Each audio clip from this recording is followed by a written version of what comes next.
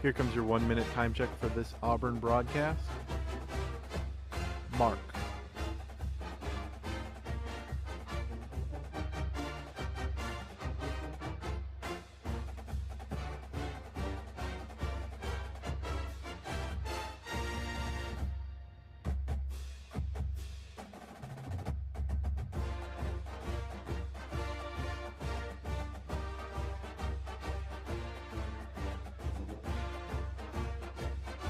"30 seconds till broadcast." Mark.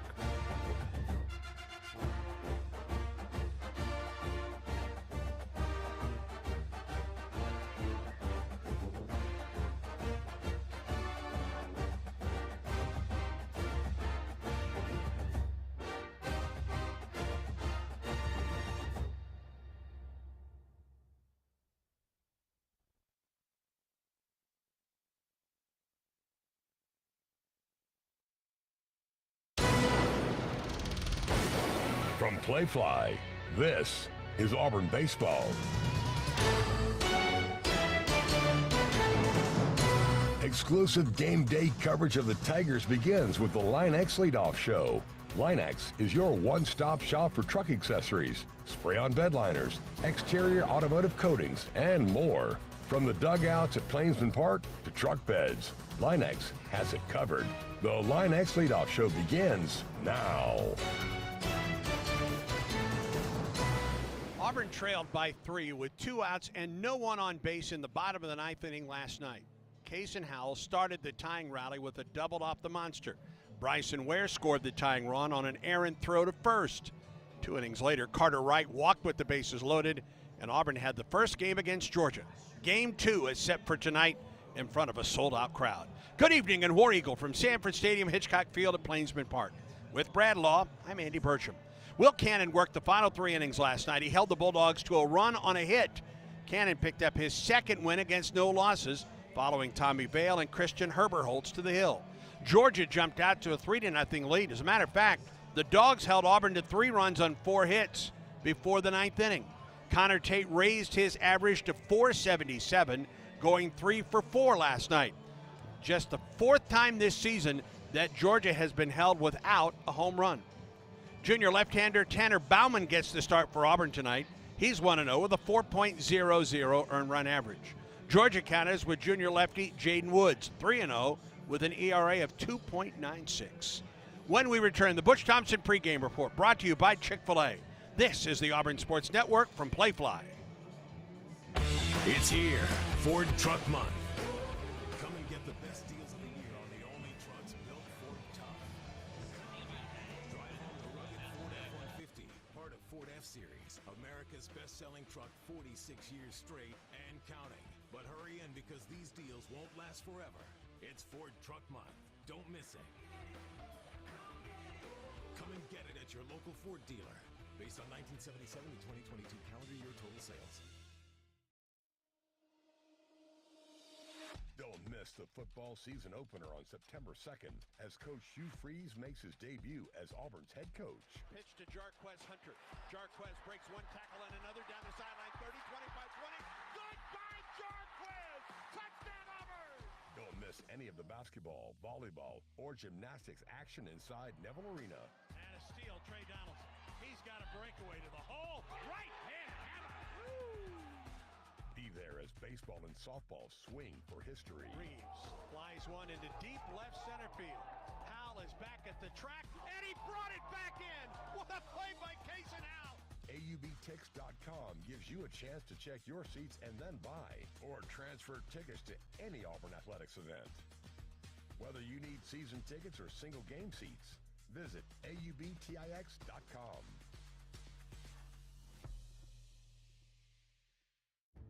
We always picture the SEC student athlete for their speed, their vertical, their agility, but it's time we picture them for more. For their campus voice, their community outreach, and for the simple fact that 20 years later, they're still someone's pride and joy. More than students, more than athletes.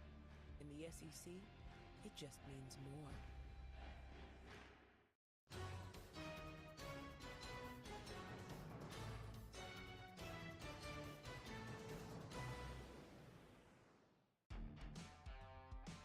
Exclusive pregame coverage of Auburn baseball continues now with the Butch Thompson pregame report. Presented by Chick-fil-A. Download the Chick-fil-A app and score points before the game even starts. Nice to get one last night and do it in come-from-behind fashion. Yeah, it's just like when you draw it up, 4 hits going into the ninth, 2 outs, why not? But we were at the right part of our lineup in some winners, and, Casey Howell hits the double. First hit of the night. That's him staying in the fight there. And then Bryson Ware, that's not just an average hit. He'd already hit a home run in the ball game. But, man, getting the 2 strikes and the other way between the first baseman and the right field line, that's a committed at bat. You don't just have your barrel set that way, especially for a triple and or a double and for it to be hit hard like that. I mean, that's a committed approach at game time. And that's something I think, if anybody's been listening, that's what we're really drawing in and talking about. And it happened in SEC play. And then finding a way to finally get the walk-off win there in the 11th. That's huge for our ball club. So, that's one step of a series. I'm more interested in blocking this thing off as a whole series and coming back and having a good one here at Plainsman Park. Our fans absolutely were part of the ball game last night. And I think we got sellouts the next 2 days and beautiful weather. So we're excited, but we just, you got to let that go, and you got to get in today because we are talking about a series, and we're talking about a chance to win a series here in Game 2. So, can we get this team rallied up off of that high from last night and get back in here and stay committed to playing another good 9 or 11 or 15 innings or whatever is required today? We certainly see the numbers that Bryson is putting up, but it has not come without a lot of hard work. What has he done since last season to show that the improvement that we've seen for him so far this season? Well, it was documented when, he got off the season started the right way that we said, man, staying in the fight is step 1. Step 2 has got to translate into some stuff. He's a great athlete. So we signed him as a junior college shortstop, moved him as an outfield defensive replacement last year, brought him back to third base. We thought that was a spot that an older guy give him a shot, and he's that kind of athlete that had played the field before. And so we committed to this since August, and he's done a great job at third base for us. And then offensively, I don't think it's that much different than like a Sonny DeShera last year when you say, you hit this at Sanford, you hit this in the SEC. These strike zones are only getting smaller. The TrackMan data that's put on these umpires now has shrunk the zones. There's accountability for our umpires now. And I asked Sonny how he did better here than maybe at his previous school, and he just talked about he didn't have to swing at that slider, in the other batter's box or 3 balls off the plate, with this 4-man crew and with this accountability to umpires. It's a smaller zone, and he hit the ball better. You can't hit balls bouncing off the ground over your head and 3 feet outside, and I think that's what Bryson's done. If anybody's sitting here live watching his at-bats this year, recognizing the breaking ball, his strike zone's gotten smaller. He's not chasing out of the zone quite as much. When one of our good hitters get off a little bit and you're like, man, why is he swinging and missing more? It's probably because of an expanded or enlarged strike zone. And Bryson Ware's strike zone is strong and smaller than it's ever been, and he's recognizing and seeing more pitches. If you would, talk about the decision to go with Bauman on the mound for you today. Yeah, it was going to be Bauman or Alsop. They both started. We trained them that way. That was kind of the game 1 theory, back a few weeks ago. They both trained in the pitch count, so they got a little length to them. So they both rehearsed this. I think it's going to be Bauman and Alsop. It was like we're going to go Alsop, Bauman, Alsop, and I think we're going to stick with that here. We're going to see their best hitters in the first inning, and the changeup's been a huge pitch for us the last 5 or 6 games, seeing a little bit of growth with our pitching staff by some of our guys. Bauman's got a good one. Vale showed a good one last night that seemed to work. So, how much is Georgia adjusting and how much can Bauman get his best pitch set? We'll see. There's only a couple lefties in this lineup that we're facing, but Bauman's been pretty good against the righties as well. And then hopefully Alsop. You might see a changeup out of Alsop that you really hadn't seen before. We got to get him throwing 98 miles per hour. Can you get settled, and can you pitch? And can the fastball play up, and can a changeup kind of set his temperature to get into some pitchability and artistry instead of just, rearing back and throwing as hard as he can. You talked about him Tuesday night before the game in Montgomery, but right behind the plate, and boy, he's starting to produce for you, not only at the plate, but behind the plate as the receiver as well. he's got more comfortable. 3 weeks ago, I was like, man, is he ready to really help us now or not? He proved that Georgia Tech. He proved that coming in a little bit here in this midweek. Did a great job for us at Riverwalk the other night. And last night, he was just competing like a lion. He was just absolutely, in the 3-week period, how comfortable he's got now. He's letting some personality loose that I didn't even know he had. And so he'll draw the start. Pretty much same lineup we did last night with Wright in there instead of LaRue to start today's game. And, you know, he's getting a chance to build on it. He's kind of earned it, and it's been a slow build. Had a lot of personality in his game. Hopefully he's put together, and hopefully he leads us well today. All the best to you tonight, War Eagle. War Eagle. Hey, Tiger fans! LineX is proud to sponsor Auburn baseball and protect its dugouts at Plainsman Park. LineX is your one-stop shop for truck accessories, spray-on bed liners, exterior automotive coatings, and more. Find anything you need to protect and personalize your truck or Jeep. From the first pitch to extra innings, LineX has you covered. Go to linex.com to learn more. War Eagle! This just in, Auburn Bank has completed their 114th year of serving their community. This next one goes out to Auburn Bank, champions of you. Touchdown, Auburn Bank! The champions of you are 114-0! Welcome to Auburn Bank. How can we help? I hear y'all are undefeated. Helping you achieve your financial goals is our goal. Visit championsofyou.com to see how we can serve you. Auburn Bank, champions of you. Member FDIC. Hello there. My name is Seychelle, and what makes the Chick-fil-A chicken sandwich original to me is the punch of flavors that's unlike any other. You get the crispy tenderness of the chicken and that hint of sourness from the pickles. Ta-da! Hey, I'm Juan, and what makes the Chick-fil-A chicken sandwich original to me is you know you're gonna get chicken that's crispy, golden, and juicy. This is the gold standard of chicken sandwiches. Order the original Chick-fil-A chicken sandwich on the Chick-fil-A app today. Real customers paid for their testimonials. Children's of Alabama reminds you that every child's head injury should be treated like a serious injury until a doctor says it's not. In fact, the CDC estimates that sports and recreation-related concussions occur each year. Even a minor fall or collision may be a concern. Symptoms typically include headaches, unsteadiness, confusion, or sleepiness. To find out what to do in case of a suspected concussion, visit children'said.org/concussion and always dial 911 in case of an emergency. The starting lineups are presented by Yellowwood Brand Pressure Treated Pines. Let's start with the visitors from Athens, Georgia, coached by Scott Strickland. The Bulldogs are 14-8, 0-4 to open SEC play. The center fielder is Ben Anderson. He will lead things off. Left fielder Connor Tate bats second. Batting third in right field tonight, it's Charlie Condon. Parks Harbor was the DH last night. He's the first baseman tonight. Harbor's the cleanup hitter for Georgia. Corey Collins does the catching and bats fifth. At third base, it's Will David. He'll hit sixth. Batting seventh, the shortstop, Sebastian Murillo. Cole Wagner, the designated hitter tonight for the Bulldogs, he'll bat eighth. And Mason LaPlante out at second base in the 9-hole. Again, for the Bulldogs, it's Anderson, Tate, Condon, Harbor, Collins, David, Murillo, Wagner, and LaPlante. Now for your Auburn Tigers, Butch Thompson's club, 15-6-1 overall and 1-3 in the SEC. The center fielder, Kason Howell, is the leadoff hitter. Cole Foster plays short and bats second. Batting and playing third, it's Bryson Ware. Ike Irish plays first base. He is the cleanup hitter. Batting fifth in right field, Justin Kirby. Bobby Pierce, the second straight game, is the DH, and he will bat sixth. Hitting seventh in left field, it's Chris Stanfield. Batting eighth and catching, it's Carter Wright. And Caden Green, the second baseman, rounds out the order. Again for the Tigers, Howell, Foster, Ware, Irish, Kirby, Pierce, Stanfield, Wright, and Green. It is a full weekend of conference play.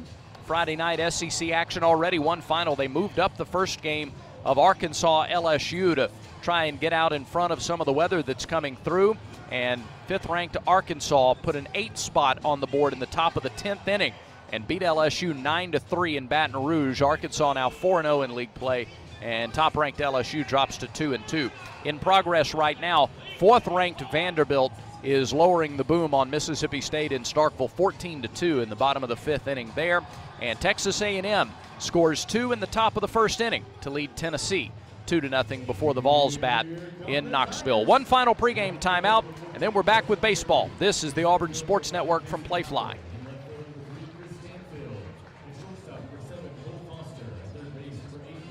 Guaranteed protection. You need Cook's Pest Control and Centricon. Termites attack the Centricon stations, exposing themselves to an agent that eliminates their entire colony. Upgrade from old-fashioned liquid service to the proven protection of Centricon and Cook's Pest Control. Call Cook's today for a free evaluation. Looky, looky, looky, here comes Cookie, Cook's Pest Control. The 50-yard line at Jordan Hare. Play action. Reed in trouble. Reed gets rid of it. And it's picked off. James at the 20, to the 15, to the 10, down the sideline. He's gone. Touchdown. DJ James. Center court at Neville Arena. Auburn, SEC champs, start to finish. The Tigers win 82-71, and the celebration begins at Auburn's Neville Arena. Behind the plate at Plainsman Park. The 2-2, swing and a miss. He struck him out, and the Tigers win. In 2018, they celebrated in Raleigh, North Carolina. In 2019 in Atlanta. But today, Auburn celebrates at Plainsman Park. We put you right in the middle of the action. This is the Auburn Sports Network from Playfly. And the pitch. A swing so powerful it takes our breath away.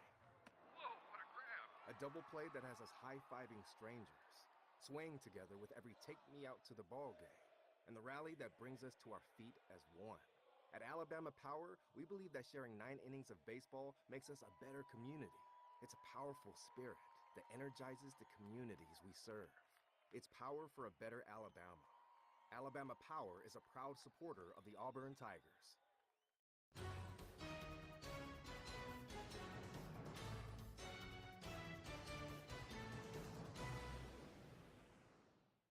High and deep to left. Back at the wall. Did he have enough? Auburn leads. Come back, come back. He got him with a break. The throw home. He is out. Center field, well hit. Vergara back. That's score. High and deep to left. Pick that one goodbye. Holy cow. Left field. It's rising. It's a Green. It's trying to score. Here comes the throw for Green. To the point. Auburn wins. We are underway. 1-1 pitch sent to left. Off the bat of Ben Anderson, and Chris Stanfield pulls it in. First pitch weather forecast presented by our friends at Premium Beverage, who remind you Modelo is brewed for full-time fans. Drink responsibly. Modelo Especial beer, imported by Crown Imports, Chicago, Illinois. 77 degrees at game time. Wind out of the south at 12 miles per hour. Mostly sunny skies. Tanner Bauman on the hill for the Tigers tonight. His first pitch to Connor Tate misses down and away. Damian Beal behind the plate. Tyler Simpson at first. Josh Miller at second. And Clint Lawson is at third. Wind in the 1-0. Strike called on the outside edge. A ball and a strike.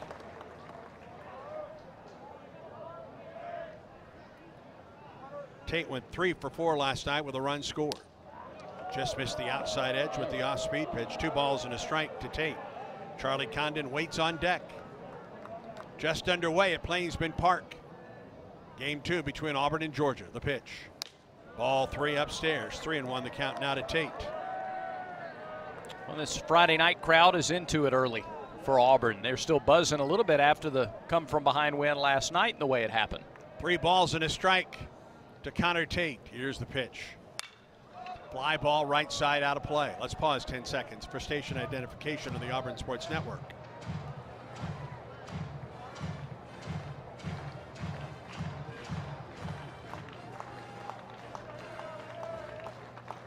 The 3-2 pitch. Tate swings and sends one into right center field. Long run for Kason Howell, but he is there in the gap and makes the catch for the second out of the inning. He had so much further to go than Kirby did on that play, ranging to his left and back a little bit, but I mean, you can't leave that much air underneath it or else Kaysen will go get it. Tate, I'm sure, thought when he hit that one, that's a gapper. That's extra bases. But you got Kaysen Howell in center field. 2 down in the inning. Here's Charlie Condon, the right fielder tonight.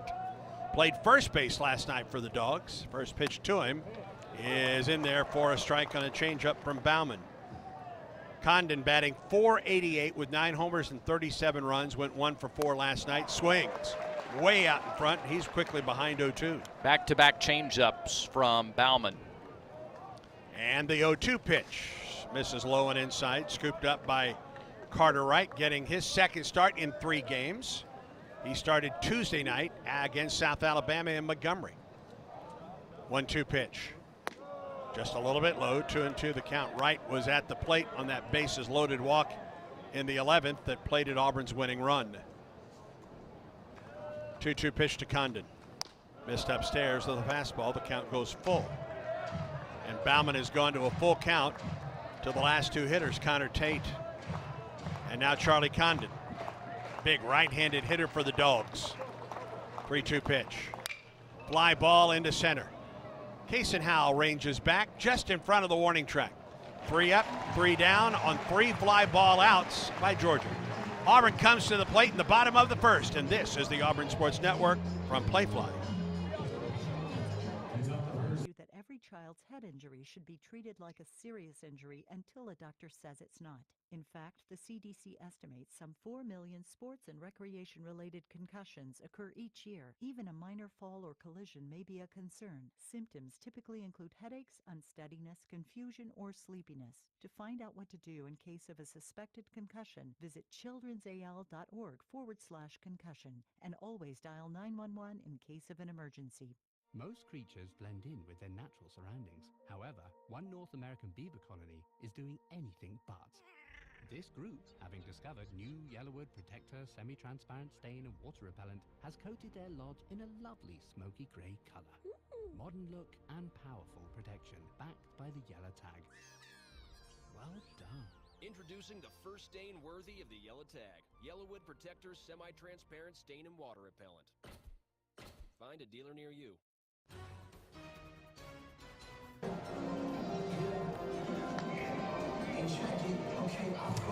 3 up, 3 down for Georgia in the first inning. Auburn comes to bat for the first time against Jaden Woods. Defense behind him. Connor Tate in left, Ben Anderson in center, Charlie Condon in right field. Along the infield, it's Will David at third, Parks Harbor at first. Up the middle, Sebastian Murillo at short, Mason LaPlante, the second baseman. Corey Collins does the catching, and Woods, who has transitioned from a reliever to a starter quite well. He's 5-2 in his Georgia career, and all 5 of his career 42 appearances that are starts have come this season. In 5 starts, he's 3-0 with a .296 earned run average. 24 1/3 innings for Jaden Woods, 17 hits, 8 runs, 12 walks, 41 strikeouts, 1 wild pitch. He's hit 2 batters. Team's hitting .195 against Jaden Woods. He has given up 4 home runs this season. He is a left-hander, 6'2", 198, out of Warner Robins and Houston County High School. Really well-respected, talented left-handed pitcher for Georgia. Howell, Foster, and Ware to greet him here in the first. Electric stuff. Fastball in the mid-90s. Slider and a change. He has been very good for Georgia. Kaysen Howell will lead it off. 1 for 6 last night. First pitch to him is a strike at 90 from Jaden Woods. Kaysen's 1 base hit was that double that started the rally with 2 outs in the bottom of the 9th last night. 0-1. Right down the middle for strike 2. South Carolina got 3 runs on 7 hits from Woods a week ago. 1 walk, and he struck out 11. 0-2 pitch to Howell. To the right side, first baseman goes down to an A, makes the play, goes to the first base bag, and Harbor retires. Kaysen Howell tried to take it to the right side. They were playing Kaysen to pull. He just hit it to the first baseman. 1 down. And here's Cole Foster. Got the idea Howell wanted to see Woods a little bit. I've got the idea that Auburn hitters will be patient. They're going to try to work a lot of pitches out of Woods in this game. Foster 1 for 4 with 2 runs scored last night. Takes a fastball high from Jaden Woods. Cole up to 368, 2 homers, 18 runs batted in. Woods works off the left side of the rubber, winds and fires. Fouled back to the screen by Foster, a ball and a strike to the Auburn shortstop. With the lefty on the hill, of course, Cole batting right-handed for the Tigers tonight. Here's the 1-1, up and in. Skips away from the catcher Collins. 2 balls and a strike to Foster.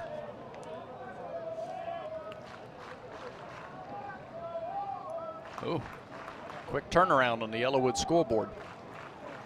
2-1 pitch. High fly ball, very shallow left. The shortstop Murillo is out. Near the line, makes the catch, 2 down. Texas A&M got 2 in the top of the first at Tennessee. The Volunteers responded with 5 in the bottom of the first. So Tennessee's on top there 5-2. Kentucky scores a run in the top of the first at Alabama. It's 1-0. Missouri and South Carolina are just underway and scoreless. There's Bryson Ware with 2 outs and nobody on. First pitch to him. Spins in there a slider for a strike at 80. And in Starkville, Vanderbilt with 7 in the 6th. Vanderbilt leads Mississippi State 21-2. 0-1. Fouled back. Ware had a good cut at that one. And he's quickly behind 0-2. 2 outs, nobody on for Auburn. No balls and 2 strikes to Bryson Ware. Here comes the pitch. Missed outside with a fastball at 91. Bryson 2 for 6 last night, hit a homer, drove in 3. Now the 1-2. Outside again. 2 balls and 2 strikes. Mike Irish in the on-deck circle for the Tigers. 2-2 pitch. Outside ball 3. He's tried to throw his slider 3 straight times to Ware and has missed the outside corner. Yeah, it's never been a strike. It started outside and it landed outside. Full count pitch. Here it is. It's right down the middle. Changeup for a strike, and the inning comes to a close. 3 up, 3 down for Auburn. We're through 1. No score between the Tigers and the Dogs. Auburn baseball continues in a moment. It's here, Ford Truck Month. Come and get the best deals of the year on the only trucks built Ford tough. Drive home the rugged Ford F-150, part of Ford F-Series, America's best-selling truck 46 years straight and counting. But hurry in because these deals won't last forever. It's Ford Truck Month. Don't miss it. Come and get it at your local Ford dealer. Based on 1977 to 2022 calendar year total sales. In 1925, Modelo began brewing beer for those who believe in better. A model beer, steeped in the tradition of tireless effort. A rich Pilsner-style lager for those who wear their heart and heritage in their rolled-up sleeve. Since our first batch to every bottle raised today, we've proved that it doesn't matter where you come from. It matters what you're made of. Modelo Especial, brewed for those with a fighting spirit. Drink responsibly. Beer imported by Crown Imports, Chicago, Illinois. Exclusive play-by-play coverage of Auburn baseball is brought to you by Alabama Power. We go to the second. Second inning, of course, is presented by Auburn Bank. Champions of you. 3 up, 3 down for both Auburn and Georgia in the first. And Parks Harbor will lead it off for the Bulldogs here in the second inning. He was 1 for 4 last night with a couple runs batted in. A spectacular evening for baseball. Oh. Mid to upper breeze. 70s. Yeah, sunny skies for the most part. Beautiful night. Tanner Baumann back to work through 15 pitches in the first, and a swing and a miss on his first pitch in the second by Harbor. No balls and a strike. That changeup can be really beneficial for Baumann today. 0-1. Missed the outside corner. Particularly against a team that is aggressive at the plate, has good slugging numbers. 1-1. Fastball upstairs. 2 balls and a strike now to Harbor. Corey Collins, Will David to follow in the second. Winding the pitch. Foul past third. Good to see the third base coach get out of the way. He took one off the shin last night. He barely even blinked when it happened, too. No. He wasn't going to show anything. It's true. He may have a big old bruise today. I assume he does. Yeah. 2-2 pitch to Harbor. Swing and a miss. Got him off the outside corner. Fastball away. First strikeout of the night for Bauman and the Tigers. The K counter is presented by Kia of Auburn, where you're always number one. Fastball, changeup. Those have been the two pitches predominantly for Bauman thus far, and he mixes the pitches themselves, he mixes the locations well, and he's hitting the spots. Here's Corey Collins, the catcher. First pitch upstairs. Strikeout, first K in the right field corner. Collins 1 for 5 with a run scored. Swing and a miss. Left-handed hitter. A ball and a strike. At least early on, the off-speed stuff is working for Tanner Bauman. 1-1 pitch. Missed inside, 2-1. We're in the top of the second. No score between Auburn and Georgia. Game 2 of the series. Now the 2-1. Line drive into right. Justin Kirby ranges to his right. Dives and he can't get it. That ball will get to the wall. Collins is around second base and he'll hold up there with a double. Third double of the year for Corey Collins.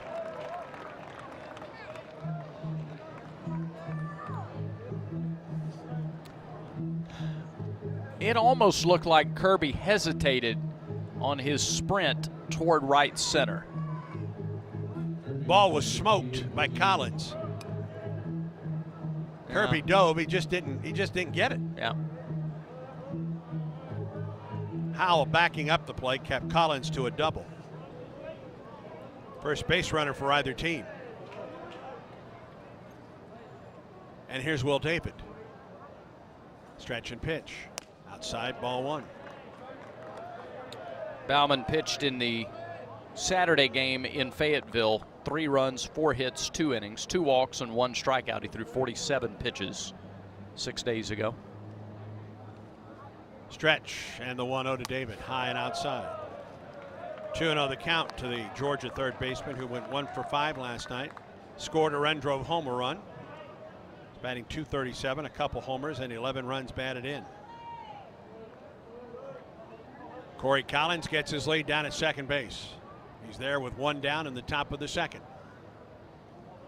Bauman stretches and pitches. Swing and a foul back on the fastball. Chased a high fastball. Good spot. It was over the plate, but too high for David to really square it up. Auburn baseball brought to you in part by East Alabama Health. With their spacious cancer center, patients can make cancer a distant memory instead of a distant drive. That's why East Alabama Health is Auburn's home field advantage. Stretch and the 2-1 pitch to David from Bauman is on the way. Just missed the inside corner, 3-1. Shortstop Sebastian Murillo waits on deck for Georgia.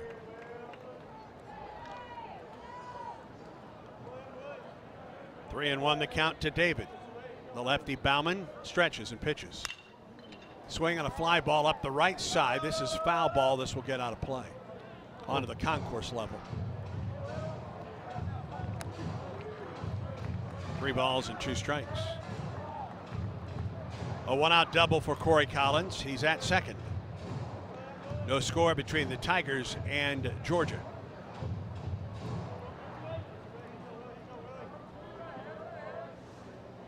Collins gets his lead at second.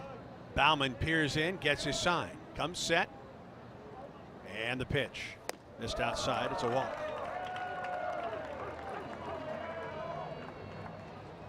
First walk surrendered by Bauman. And now Georgia has runners at first and second with 1 out. Here's Sebastian Murillo, the shortstop.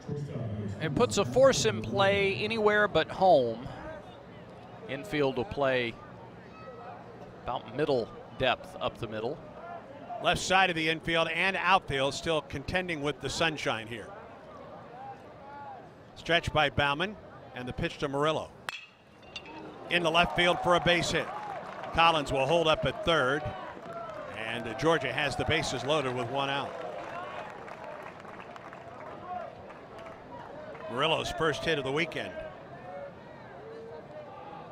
Collins moves to third, David to second, Murillo at first, and here is the DH, Cole Wagner.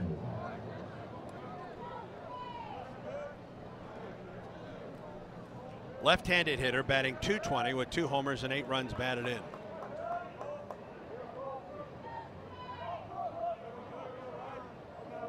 Baumann in some trouble in the second, the pitch. And it hit him. And Georgia takes a 1-0 lead on a bases-loaded hit batter. And Butch Thompson is arguing that Wagner stuck his arm out there. Well, he didn't move it back. No. But he didn't move it out there either. There was no effort to get out of the way of that pitch. And Auburn's bullpen will take this time to start to work. And is Auburn going to challenge? Or apparently so. Okay.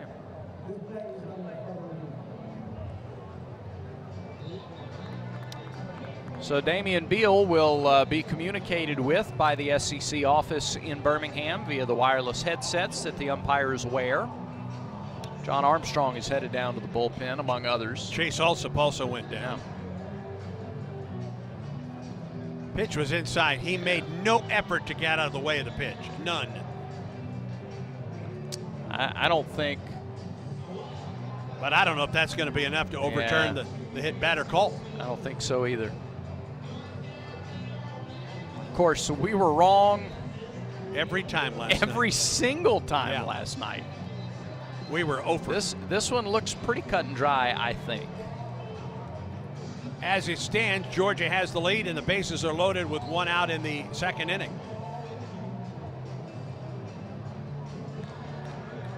Here we go.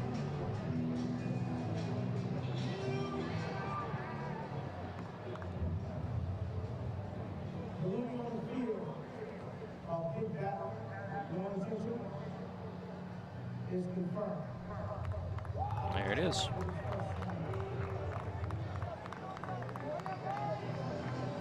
So the bases are loaded with 1 out. It's an RBI for Wagner. And here's the number 9 hitter, Mason LaPlante. Now, there was no effort to stick the arm out. I mean, he also made no effort to get out of the way of the pitch. Right. And now Darren Schoenrock is out to talk with his battery of Carter Wright and Tanner Baumann. Baumann set down the first 4 he faced, gave up a double to Collins, a walk to David on a 3-2 pitch, a single by Murillo to left, and with the bases loaded, the first pitch he hit Cole Wagner. And that gives Chase Alsop an opportunity to start to warm up, and he's not wasting any time. Well, you say, well, it's the number 9 hitter. At least it's the number 9 hitter. Well, the way Georgia constructs its lineup, Mason LaPlante's hitting .321. He has 3 home runs. They like to turn the lineup over with LaPlante, and they've done so effectively this year. So this is not your run-of-the-mill number 9 hitter in an order. LaPlante went 1 for 5 last night, scored a run, drove home a run. Stretching the pitch, fouled back to the screen. Ware even with the bag at third. Middle infield playing kind of medium depth, looking for 2. And Irish a step or 2 behind the bag at first. 0-1 pitch. A little bit high, a ball and a strike. Auburn has turned 10 double plays this season. Georgia has grounded into 12.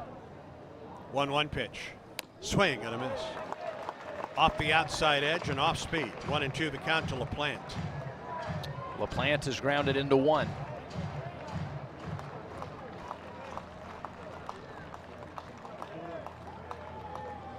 The stretch. Now the 1-2 to LaPlante. Fly ball, right side, foul ground. Irish underneath this one, makes the catch. And the runners will stay put. That's a big second out. Got him to reach on one, Brad. Yeah, same thing that he did with the first 3 hitters of the ball game. He got 3 fly ball outs and nothing really purely off the barrel. A couple of them off the end of the bat, and that's what Baumann is doing when he's in rhythm. He's keeping a hitter off balance, and he's not able to barrel it up, and that was the case for LaPlante. Now 2 down, top of the order, and Anderson flied to left in the first inning. That was just 1 inning ago. Pitch. Anderson takes a strike. Fastball on the inside corner at 89. Anderson, a couple homers, 12 runs batted in. He bats with 2 outs and the bases loaded in the second. Stretch. And the 0-1. Fouled back to the screen. 0-2 the count.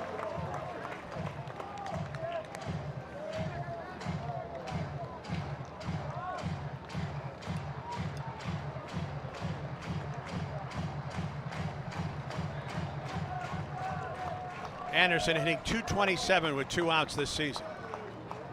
He's behind in the count, no balls and 2 strikes to Baumann. The bases are loaded here in the second.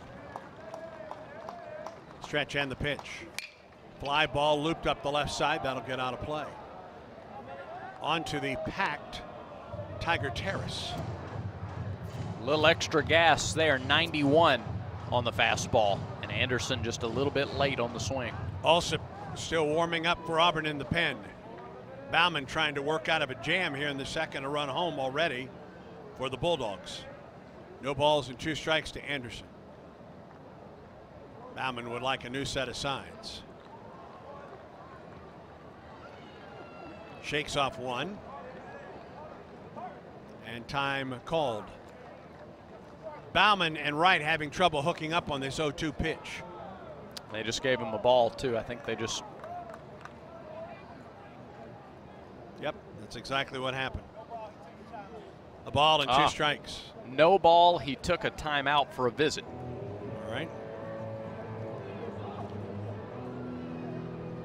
So the count remains 0-2, but that is a visit to the mound for Auburn. The second one here in the second inning.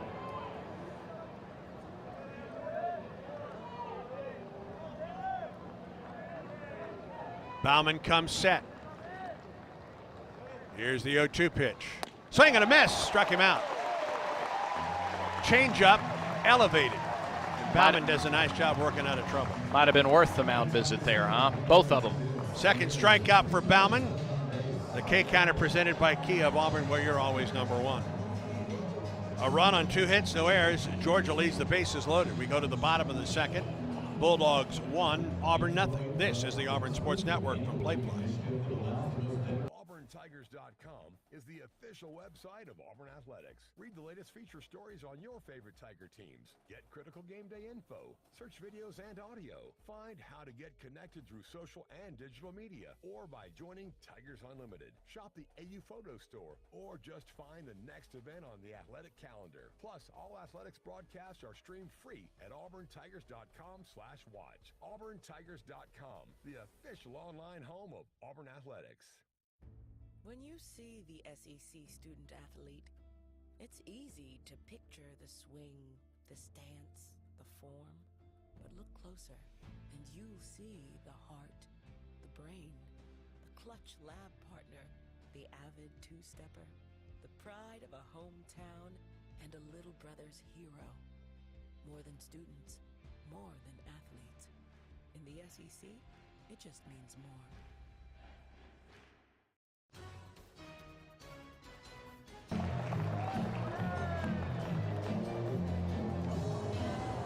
A run for Georgia in the top of the second. Bulldogs lead 1-0.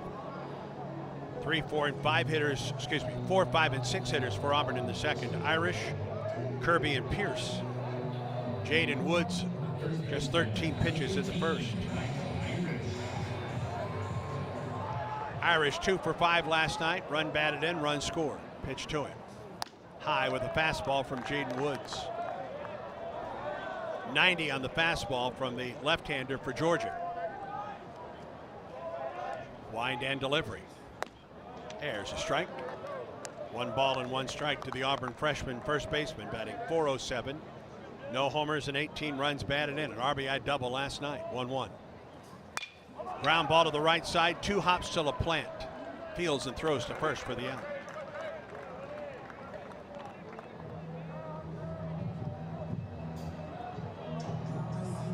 And that brings Justin Kirby to the plate. Hitting .259 with 7 homers and 20 runs batted in. Kirby went 0 for 4 last night.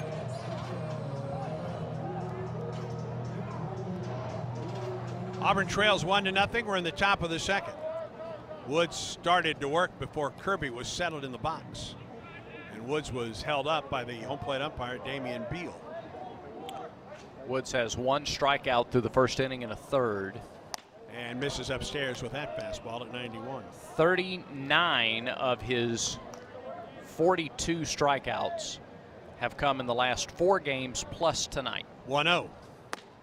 Kirby tried to hold up on a fastball. He did not. A ball and a strike to Justin. So he's averaging 9.5 strikeouts a game over his last 4 starts. 1-1. Kirby swings and misses. Came up empty on a 92-mile-an-hour fastball. 1 ball and 2 strikes to Kirby. Here comes the pitch. Whew. Boy, he just missed upstairs. He gave up 2 homers to Jacksonville State in the opener. He gave up 2 homers to South Carolina last week. 2-2 pitch. Swing and a miss. Just blew it by Justin Kirby. Good location. Yeah, he's a really Woods looks like a polished pitcher. He's not just throwing a fastball by guys. He's locating these different pitches really well.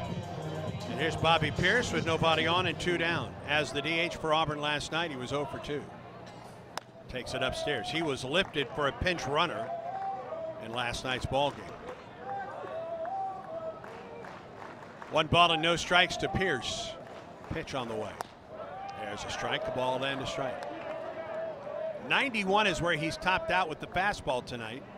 It has been located very, very well. Yeah, he's hit both corners. 1-1. That was the slider. It missed upstairs.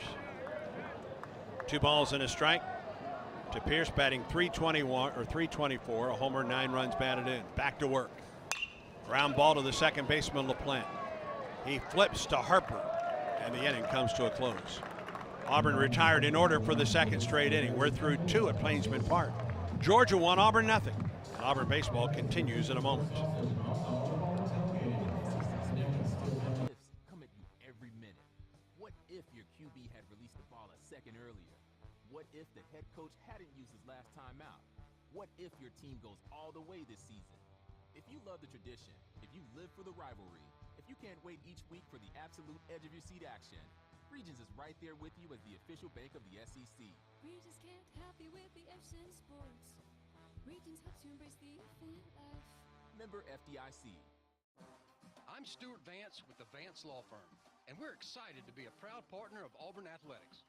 This Auburn baseball season, the 3rd inning of every home game is sponsored by the Vance Law Firm. We're located right here in Central Alabama and ready to work for you. If you've been injured in a car wreck, let the Vance Law Firm get you the compensation you deserve. Call us today for a free consultation. It's as easy as dialing 3 for me. 333-3333. Follow us on Twitter at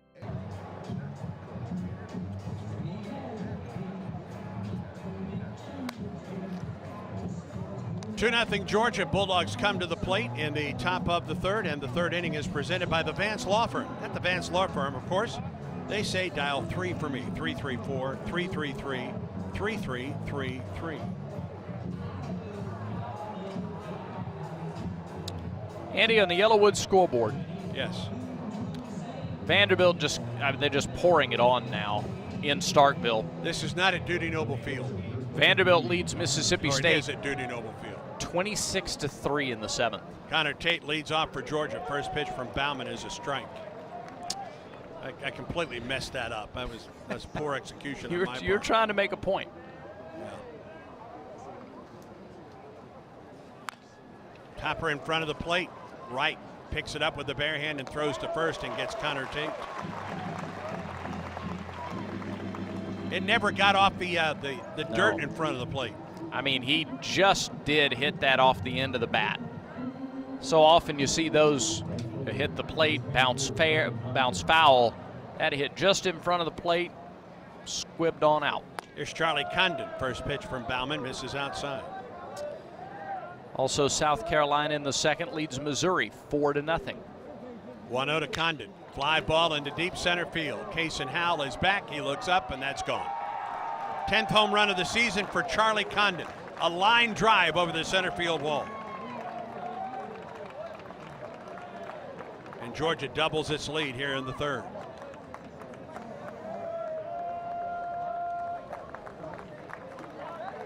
Tenth home run of the season for Condon.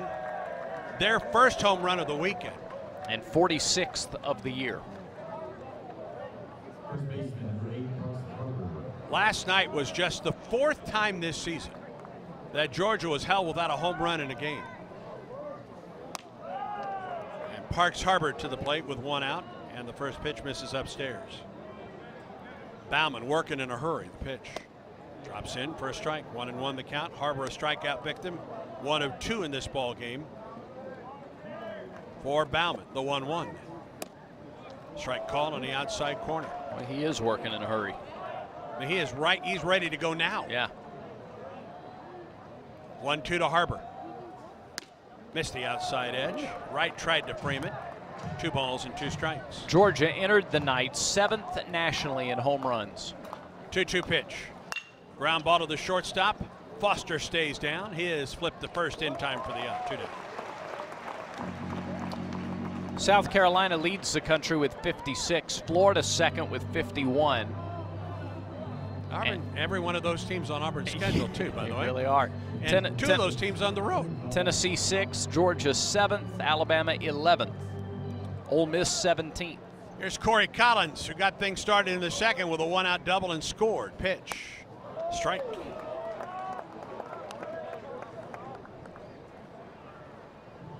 A 1-out double got things started in the second for Georgia.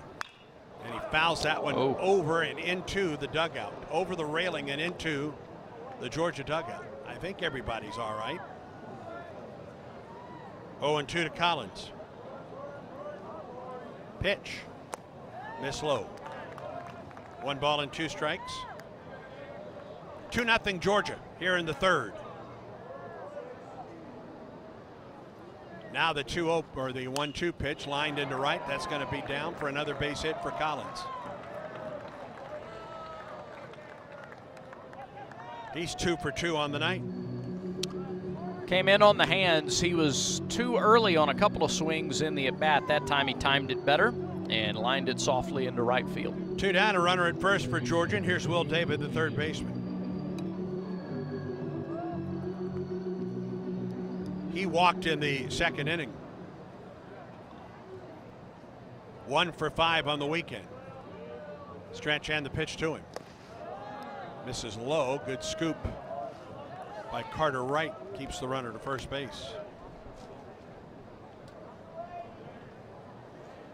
A run home for Georgia in the third. Bulldogs lead the Tigers 2-0. Stretch in the 1-0 pitch. Fastball outside, a little bit up. 2-0 the count.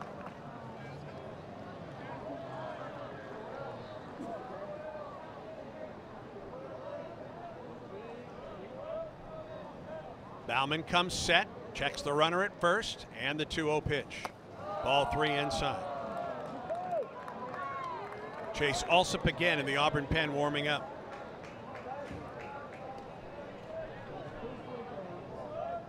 – 3-0 the count to David. Short lead for Collins at first. He's there with 2 down. Here's the 3-0 pitch. And he walked him. Second walk surrendered by Bauman. And that brings Darren Schoenrock out of the Auburn dugout,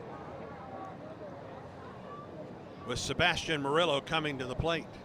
He looks at the bullpen, does Schoenrock. There it is. And that is the Chick-fil-A call to the bullpen.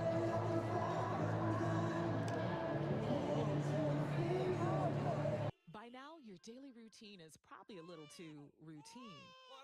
Don't you want to change? Don't you want to start playing by your own rules and escape the routine so your fantasy becomes reality?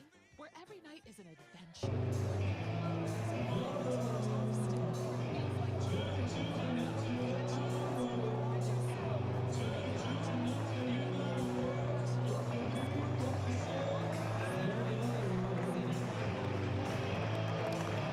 Chick-fil-A call to the bullpen for right-handed flamethrower Chase Alsop. 6'1", 238, sophomore right-hander from Dothan. He has no record. This will be his 8th appearance, his 6th in relief. A 7.71 earned run average, 14 innings, 12 runs on 24 hits. He's walked 7, struck out 17. Team's hitting .387 against Chase Alsop. Chase started his first 2 outings this year were starts. His first 2 relief outings were saves against Lipscomb and UAB. He threw a combined 6 1/3 innings and gave up 2 runs on 4 hits with 8 strikeouts. Win an inning against Southeastern, 2/3 of an inning against Georgia Tech, and just 1/3 of an inning against Arkansas last time out in the finale on Sunday. Alsop is on, replacing Tanner Bauman. 2 2/3 innings for Bauman, 4 hits, 2 walks, 2 strikeouts, and to this point, 2 runs. There are 2 runners on base with 2 outs in the 3rd inning. 56 pitches, 31 strikes for Bauman, who set down the first 4 he faced. Gave up the 1-out double, a walk, a base hit, and a hit batter results in the first run in the 2nd. And with 1 out in the 3rd, he gave up the solo homer to Condon. Then with 2 outs, a single to right by Collins, and a 4-pitch walk to David, and that was the end of the night for Tanner Bauman. Auburn was planning to go to Alsop. They certainly were hoping that they wouldn't have to go to Alsop in the 3rd inning. And with 2 down and runners at first and second, Sebastian Murillo comes to the plate for Georgia.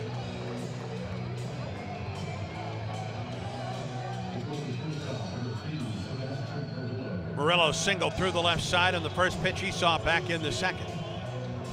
Collins, the catcher, is at 2nd, and David, the 3rd baseman, is at 1st. Chase Alsop comes straight in the pitch. Fastball, fly ball, right side, that'll get out of play. Say 98 on the radar gun, and I think Murillo was sitting fastball the whole way. No balls and a strike.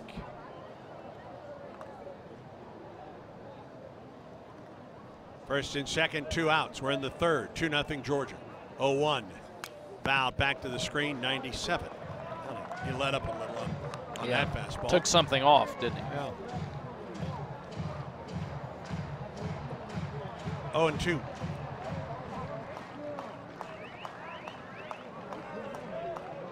You do it again? 0-2 pitch. Here it is. Slider, and he just missed. Boy, just missed.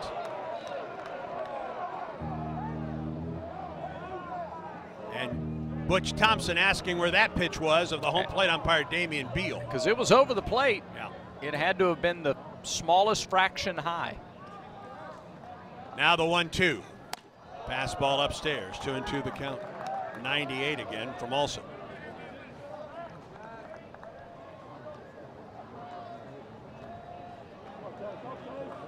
Collins leads from 2nd and David from 1st. 2 outs.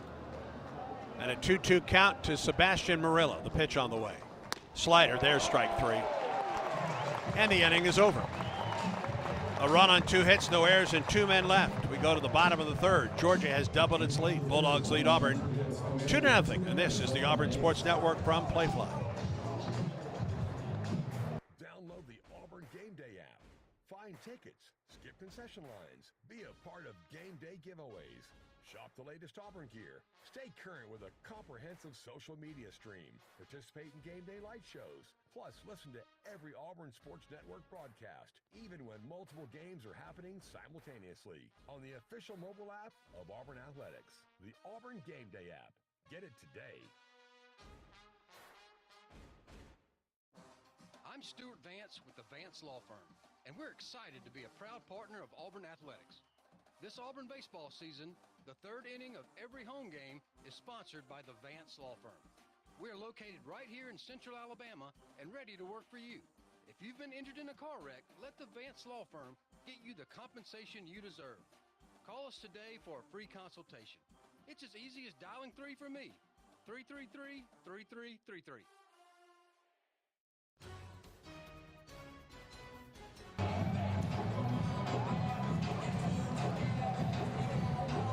Jaden Woods has set down the first 6 men he has faced for Georgia. And his offensive mates have staked him to a 2-0 lead as Auburn comes to the plate in the third. Chris Stanfield, Carter Wright, and Caden Green to the plate for Auburn. 2 runs on 4 hits for the Bulldogs. Auburn looking for their first base runner of the night. Stanfield 0 for 4 last night, batting .315 with a homer and 11 runs batted in. Freshman out of Tallahassee, Florida, awaits the first pitch from Woods, and it's a fastball high.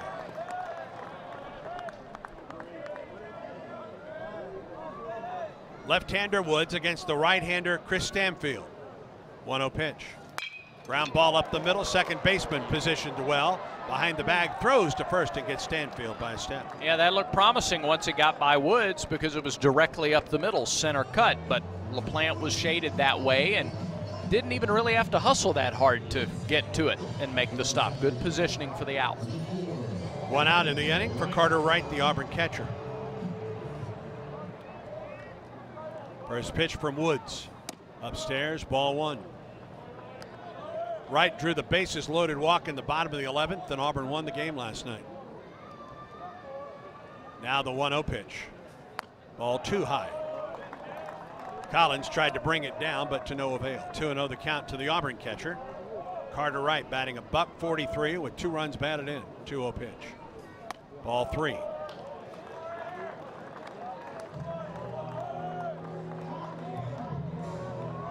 (2-0) Georgia. Auburn batting with 1 out in the bottom of the third. 3-0 pitch to Wright. Down the middle for a strike at 90.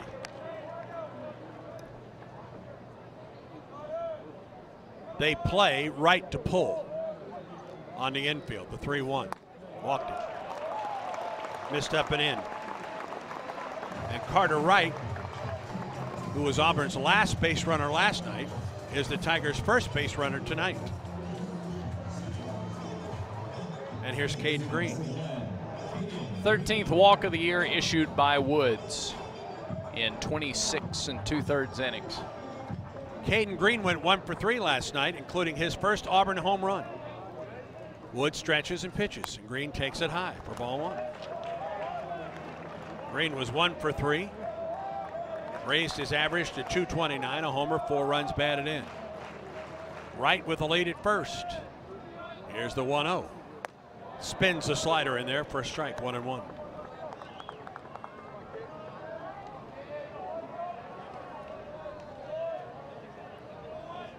(1-1) pitch from Woods to Green.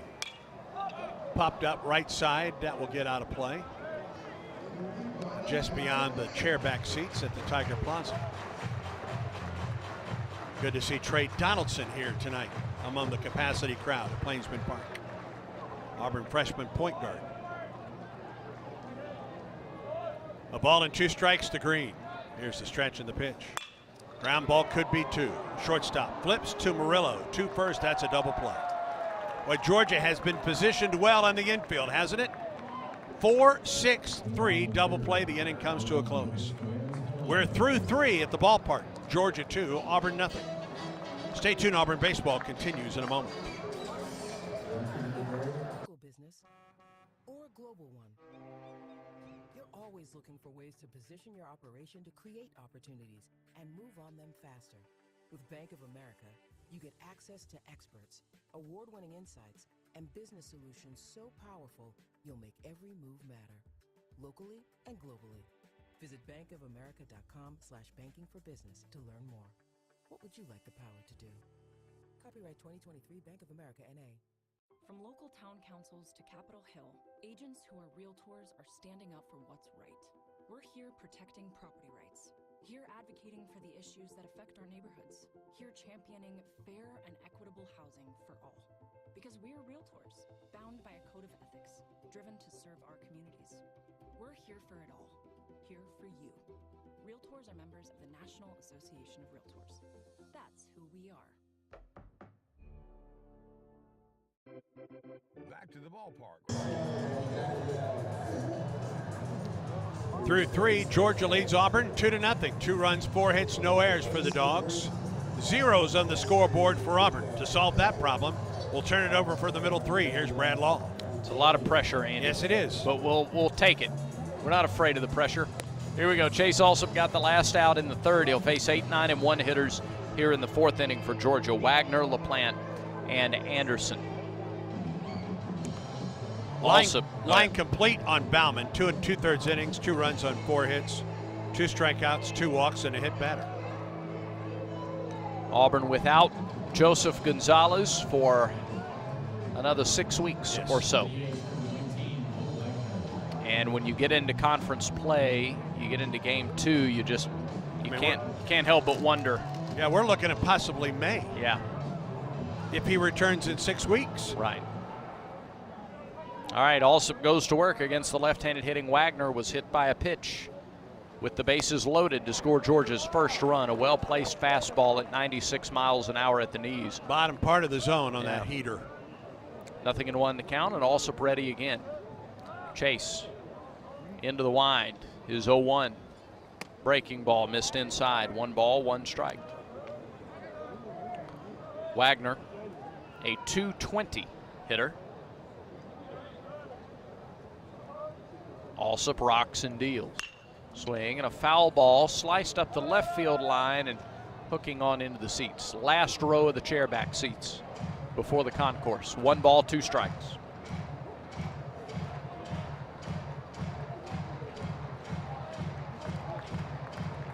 Auburn trying to figure out the Georgia starter, Jaden Woods, and trying to keep the Bulldogs at 2 runs right now. 1 ball, 2 strikes. Alsop a long look in. Now he's ready. The 1-2. Swing and a miss at a fastball, but it gets all the way to the backstop, and Wagner is aboard.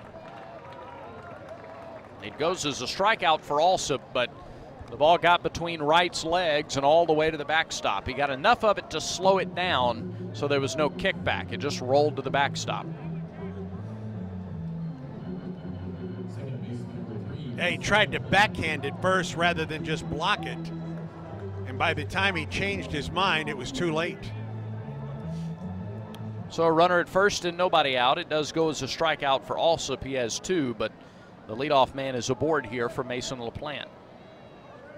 LaPlante fouled out to first his first time and bunts it hard left side. Ware gloves and throws, and it pulls Irish off the bag, but he kept his toe on the bag just long enough to get the out. Really good job by Ike to stay on the base until the very last moment. It's a sacrifice. It moves Wagner into scoring position with 1 out. Nice job by Irish. Ware charging on the bunt. Quick throw across his body, and Ike was able to keep that toe on the bag. Back to the top of the order, and Anderson gets his 3rd at bat of the game. We're in the top of the 4th. 2-0 Georgia.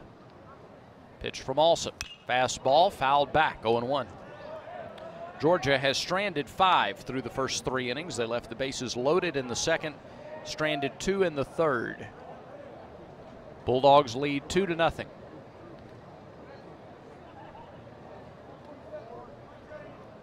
Stretch by Alsop, and the pitch. Fastball downstairs. 1 ball, 1 strike.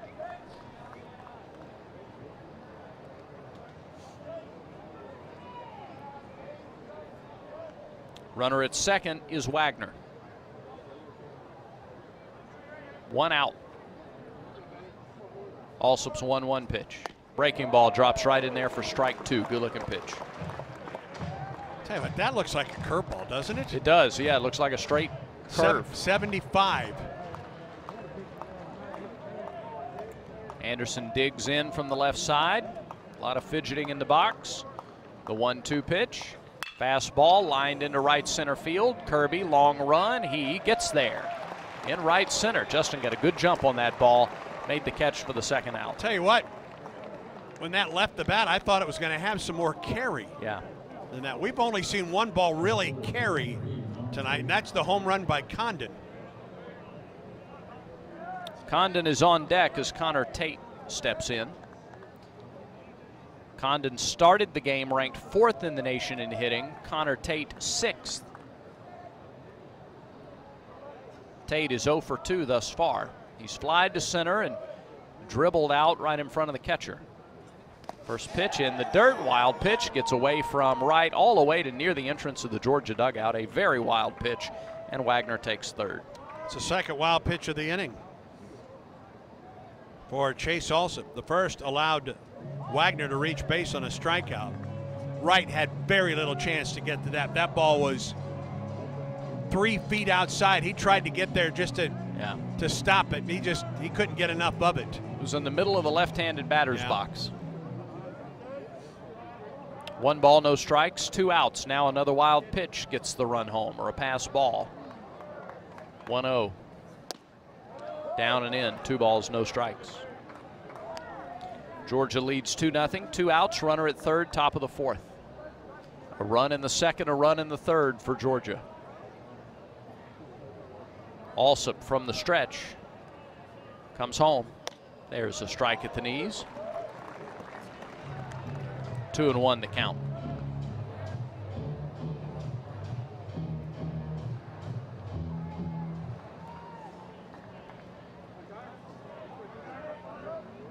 More scores starting to mount up elsewhere in the SEC. The 2-1 pitch to Tate. Breaking ball in there for strike 2.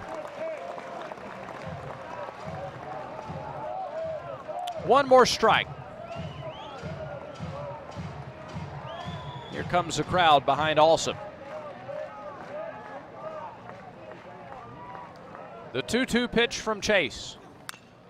Got a piece of it. Tate grounds it foul, back to the backstop, still 2-2. On the Yellowwood scoreboard, 7-3 Tennessee over A&M, top of the 5th in Knoxville. 5-2 South Carolina leads Missouri, bottom of the 3rd in Columbia. Kentucky 3, Alabama nothing, top of the 4th in Tuscaloosa. 2-2 pitch, breaking ball, fouled off the end of the bat. Good swing by Tate. He spoiled a really nice breaking ball. Florida and Ole Miss postponed tonight. Arkansas beat LSU 9-3 in 10 innings. And Vanderbilt 26, Mississippi State 3. Man, it's 15 straight losses for Mississippi State in SEC play. 2-2 pitch, grounded to third. Ware charges, fields, throws, close, but he's out. Nice play, Bryson Ware. And Auburn turns Georgia away in the 4th inning. No room for error on that one by Ware to Irish.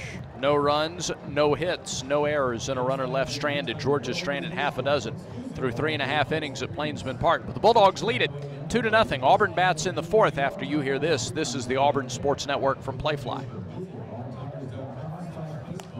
Is the official website of Auburn Athletics. Read the latest feature stories on your favorite Tiger teams. Get critical game day info, search videos and audio. Find how to get connected through social and digital media, or by joining Tigers Unlimited. Shop the AU Photo Store, or just find the next event on the athletic calendar. Plus, all athletics broadcasts are streamed free at auburntigers.com/watch. auburntigers.com, the official online home of Auburn Athletics.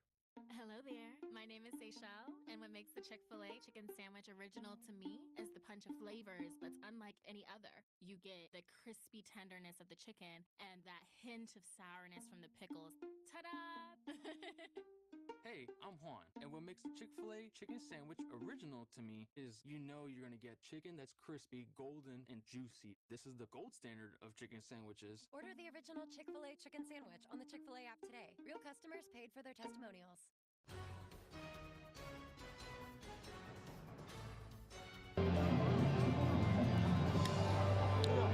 2-0 Georgia leads. Bulldogs have out hit the Tigers 4-0. Second time through the order here for Auburn against Jaden Woods, Howell, Foster, and Ware. Howell's season average, a little under 280, but he's hitting .323, leading off a game or an inning. And the second time through the order for Auburn, and Tigers have been typically very good at that this season. Now this guy's been really good tonight too, and Jaden Woods has thrown 36 pitches in 3 innings. He's only given up 1 ball out of the infield. And that was a pop fly into shallow left. Almost mechanically efficient. The first pitch from Howell, really good swing, tagged it foul back to the net, 0-1. Considering buying or selling property in Auburn, game day home or condo, get in touch with Berkshire Hathaway Home Services. 0-1 pitch. Breaking ball missed high, 1 ball, 1 strike. Berkshire Hathaway is Auburn's #1 real estate company. Visit comehometoauburn.com to start your search. Wind in the 1-1. Off speed and in there for strike 2. 3 homers, 12 doubles for Howell this season. The 1-2. Called strike 3. He wasn't looking for an off-speed pitch, and that's what he got. 3rd strikeout for Woods. He's averaging about a strikeout and a half per inning. Here's Cole Foster, who popped out to short his first time. Another capacity plus crowd here at Plainsman Park. Kidding. Pitch to Foster, high fastball, swung and missed, 0-1. Tigers trying to give him something to get jazzed up about again. 0-1 pitch. Swinging and a miss, 0-2, 2 fastballs. 1 high, 1 middle. See what he pulls out of the bag here at 0-2.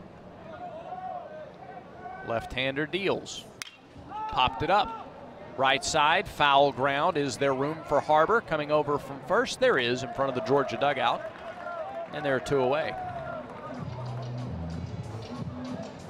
And now it's Bryson Ware's turn. He was caught looking in the first. And Woods, to his credit, just has the Auburn hitters flummoxed.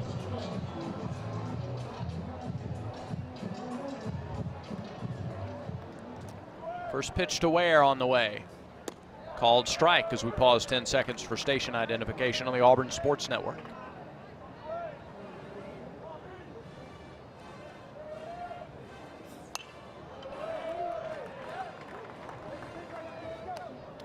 The 0-1 pitch is fouled back, a fastball on the inner half, and Woods in the driver's seat here, 0-2. He winds and he deals. Fly to right. Condon comes in, calls off LaPlante, loses his hat, makes the catch in shallow right. And the inning is over, and Woods makes quick work of the Tigers in the 4th. Through 4 at Plainsman Park, 2-0, Georgia on top. Auburn baseball continues in a moment. By now, your daily routine is probably a little too routine. Don't you want to change? Don't you want to start playing by your own rules and escape the routine so your fantasy becomes reality? Where every night is an adventure, where new flavors are ready to be tasted, where it feels like you're a winner. Take a chance. Reward yourself. Make your routine anything but routine. Escape every day at Wind Creek Casino and WindCreekCasino.com. It's a great day for Auburn Tigers to get vaccinated. COVID and flu vaccines are an important tool to help stop the pandemic. The Alabama Department of Public Health is offering the COVID and flu vaccines to anyone 6 months and older. COVID and flu are still on the rise. Don't let COVID and flu stop you from supporting your favorite team. Continue to help protect yourself, your friends, and our campus by getting the COVID and flu vaccines. For more information, visit alabamapublichealth.gov/IMM.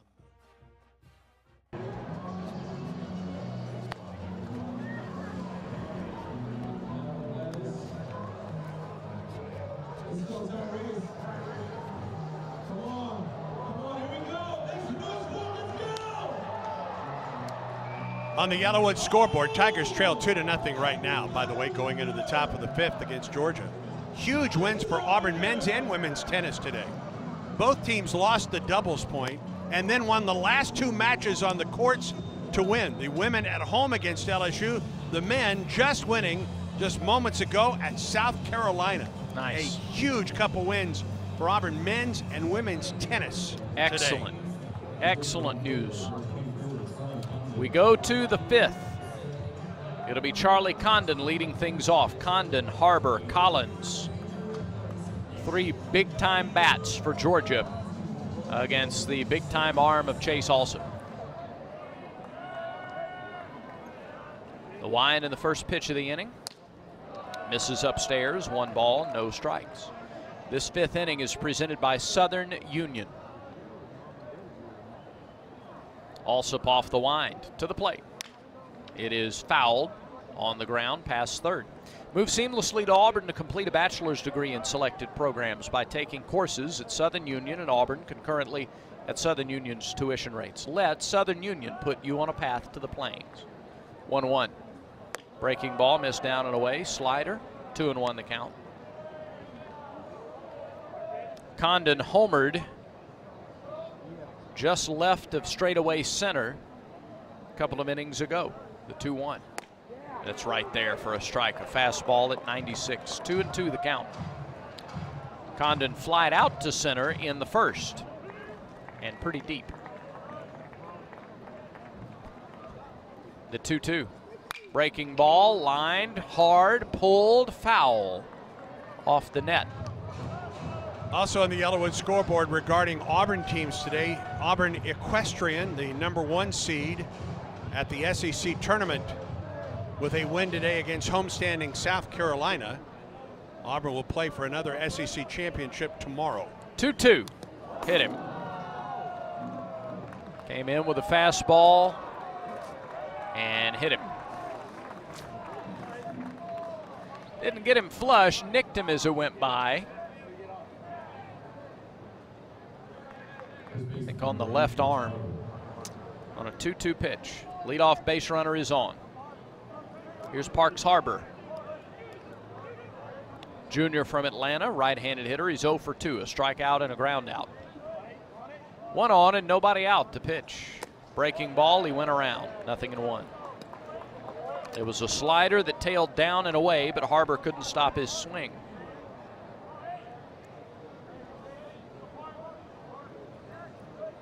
Good lead over at first for Condon. He does not have a stolen base attempt this year. There's a pitch fouled straight back to the net. Another off-speed pitch, and it's 0-2.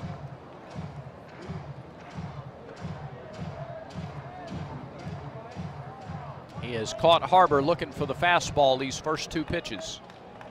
And now Alsop's ahead, 0-2. The stretch and the delivery. Swing and a miss. Got the fastball that time, and he couldn't get it. 5th strikeout of the night for Auburn pitching. And a long look out to Alsop by Harbor after the strikeout. 1 down.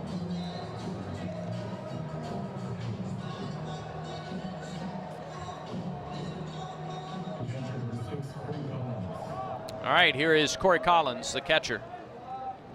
He's 2 for 2, a single, a double, a run scored tonight. Georgia leads 2-0. We are in the top of the 5th. There's a fastball. Just a little inside, I guess. 1-0.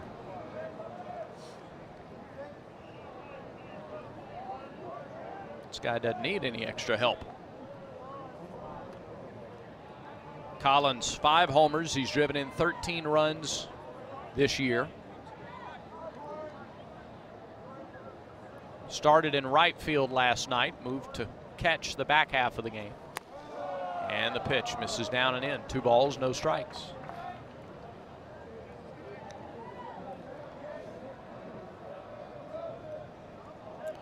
The trio of Collins, David, and Murillo, 5, 6, and 7 hitters, have been on base 5 of 6 times. They have 3 hits and 2 walks. 2-0 pitch. Swing and a miss. High outside fastball, and Collins couldn't catch it. Cheese.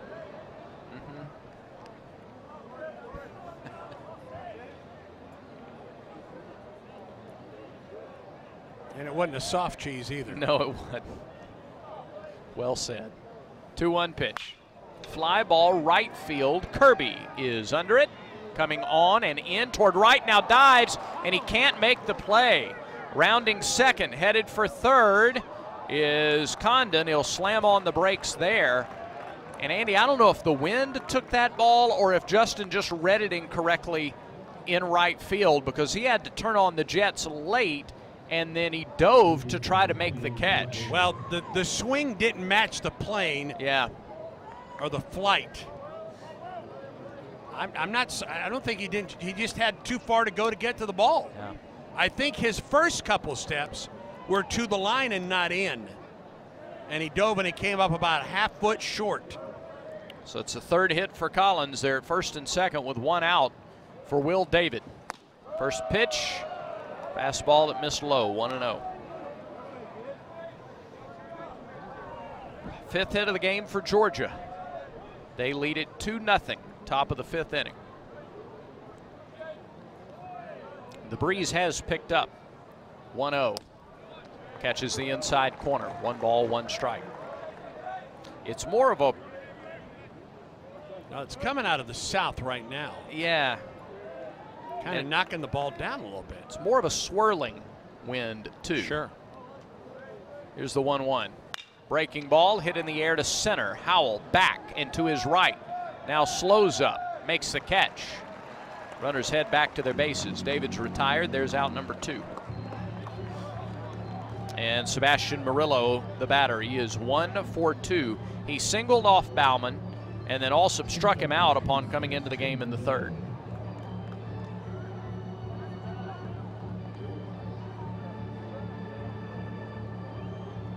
If Auburn can get Murillo here, they'll keep it at 2-0.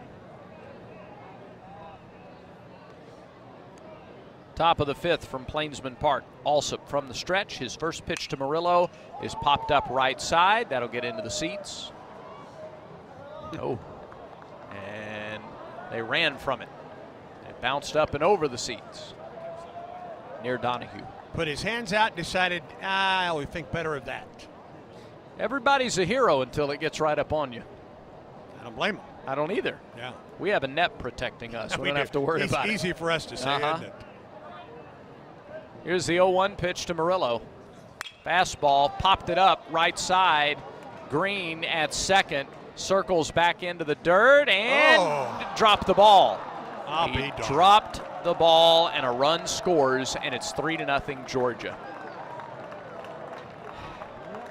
Swirling wind. Green was under it. It was his ball the whole way. And then late, he just wasn't able to look it all the way into the glove at the very end. And the runner's moving with 2 outs, so Condon was hustling the whole way. It's an error on Green. Freebies. Yep. Freebies in this inning. Collins all the way to 3rd, Murillo all the way to 2nd. And the first pitch to Wagner. Ball 1. A hit batter to start the inning comes around to score on an error. And Darren Schoenrock pops out of the Auburn dugout. And there's no... That will get Auburn's bullpen into work. Yeah, nobody's throwing yet. Nobody was throwing, and nobody had just stopped throwing. So this is a visit in part to maybe settle Alsop. John Armstrong is the one that begins to throw in the Auburn pen. 3-0 Georgia on 5 hits and 1 Auburn error. Auburn should be out of the inning. Yep. With a 2-0 ball game. Yep. Saw a stat last night, the TV guys had this, that 30 of Auburn's last 58 wins are come from behind wins. Now some of that's the nature of baseball and the games ebb and flow, but Auburn moved to 5-1 this year in 1-run games last night. And they've played a ton of them. They played a ton of 1-run games and won a lot of 1-run games last year too. But that stat, about 30 of the last 58 wins have been come from behind wins, stood out. And Auburn will have to do that again tonight. The 1-0 pitch to Wagner. Fastball is low and is blocked very well by Wright. He saved another run. 2 balls, no strikes. Well, after a mound visit in the 2nd, Baumann was able to get a couple of outs and thwart further damage. Auburn hoping the same thing happens here. 2 balls, no strikes, 2 outs, and 2 in scoring position. The pitch. Swing and a miss. Fastball up and away. Wagner couldn't lay off. 2-1 the count. 3-0 Georgia, our score, top of the 5th. Stretch in the delivery. Lined. Backhand stop, Foster. What a stab by Cole at short, and the throw to first in time. A screamer off the bat of Wagner. He just had to stick the glove out, backhand, and it dropped right in there on a short hop. Saved 2 runs. Yes, he did. No question about it. That's our defensive play of the game, presented by Cook's Pest Control and the Centricon system. you don't have to live with termites. Picked beautifully by Foster. He finished the throw, and the inning is over. But Georgia gets an unearned run on one hit, one Auburn error, and they strand 2. They've left 8 on base through the first half of this ball game. We go to the bottom of the 5th. Georgia 3, Auburn nothing. Auburn baseball continues in a moment.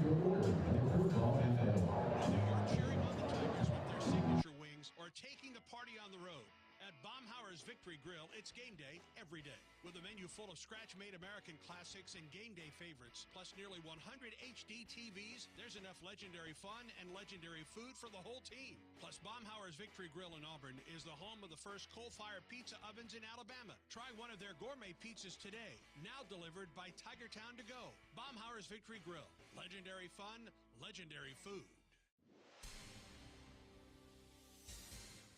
And we're back with breaking news. Coke Zero Sugar might be the best Coke ever. That's right, Jim. Coke Zero Sugar is a must-try for any Coke fan, so make sure you... Jim. Jim. We're on the air. Ooh, yes, this tastes like the best Coke ever to me. Your thoughts, Jen? Well, can I have a sip? Jen, we're in the middle of reporting the news. I need to try it first. Exclusive play-by-play.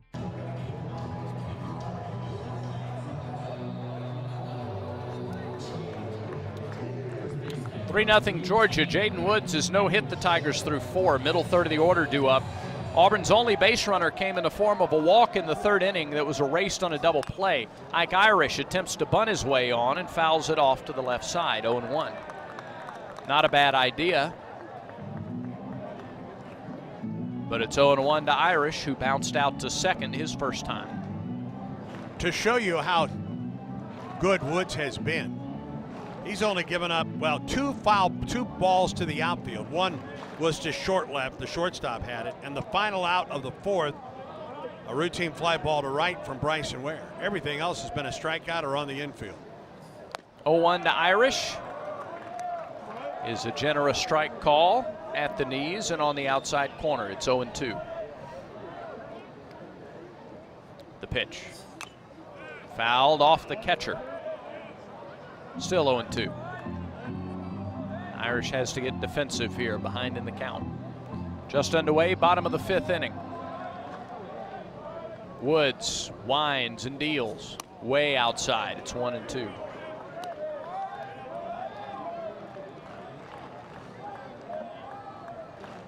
Irish with a couple of hits. Run scored, RBI here last night. 1-2 pitch. Fly it into left. That's well hit. That is going over the wall. Irish's first Auburn home run. Scraped over the monster and left. Auburn's on the board. It's 3-1.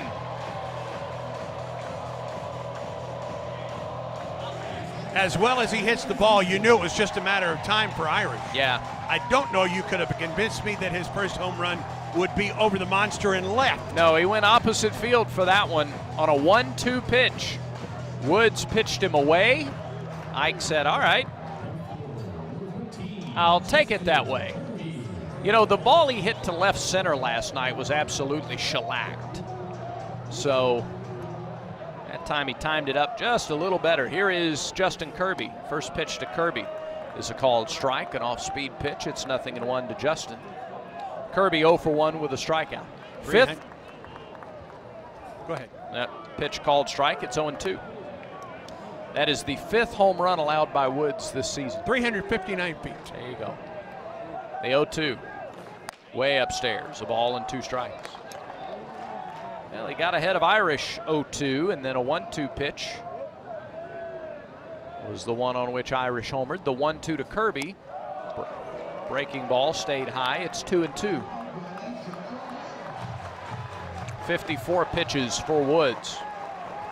We're in the 5th. 2-2 pitch. Swing and fouled back. That was the slider, and a good job by Kirby to stay back on that and foul it off. You could see him make an adjustment. Yeah. 2-2 again. Fouled back again. Tried to get the fastball by him on the inner half. Kirby putting up a good battle. They're getting more pitches out of the Georgia starter. Solo homer by Irish to lead off the inning, 2-2. Fouled off to the right again by Kirby. Over on top of the Plainsman patio.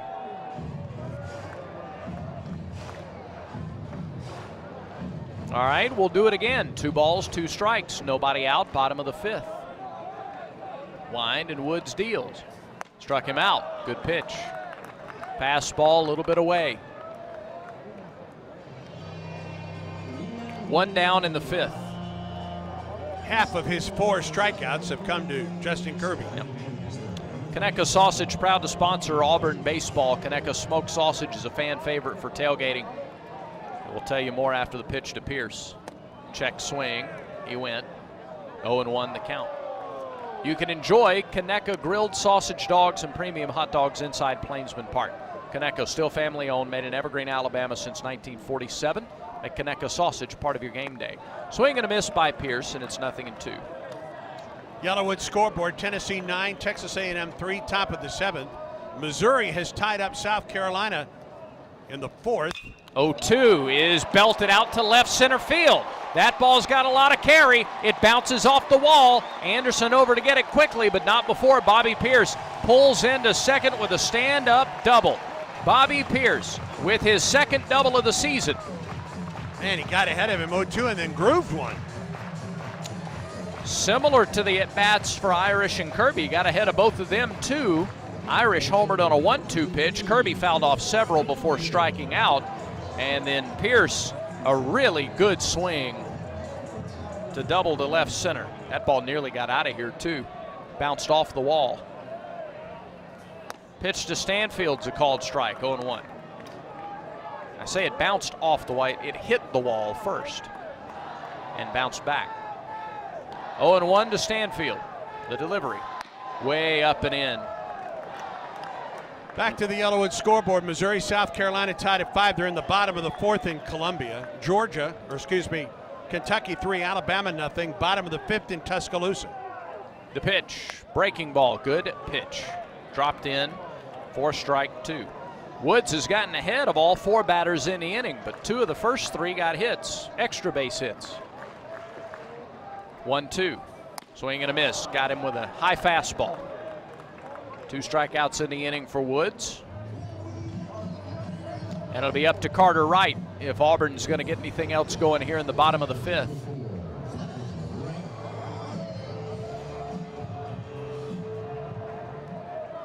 Wright steps in from the right side. He walked back in the 3rd. First pitch to him is on the inside corner for strike 1.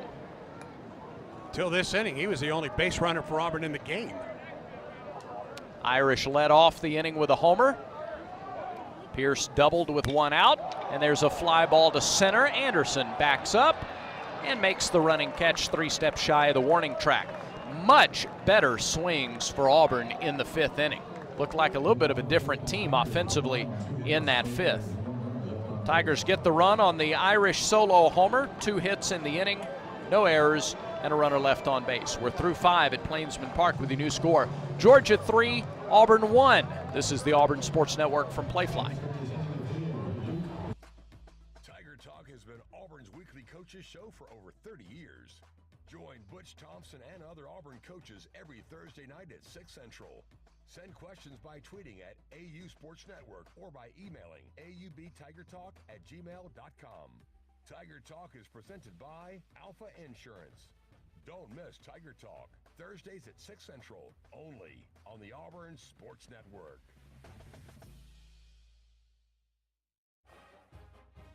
It's a great day for Auburn Tigers to get vaccinated. COVID and flu vaccines are an important tool to help stop the pandemic. The Alabama Department of Public Health is offering the COVID and flu vaccines to anyone 6 months and older. COVID and flu are still on the rise. Don't let COVID and flu stop you from supporting your favorite team. Continue to help protect yourself, your friends, and our campus by getting the COVID and flu vaccines. For more information, visit alabamapublichealth.gov/IMM.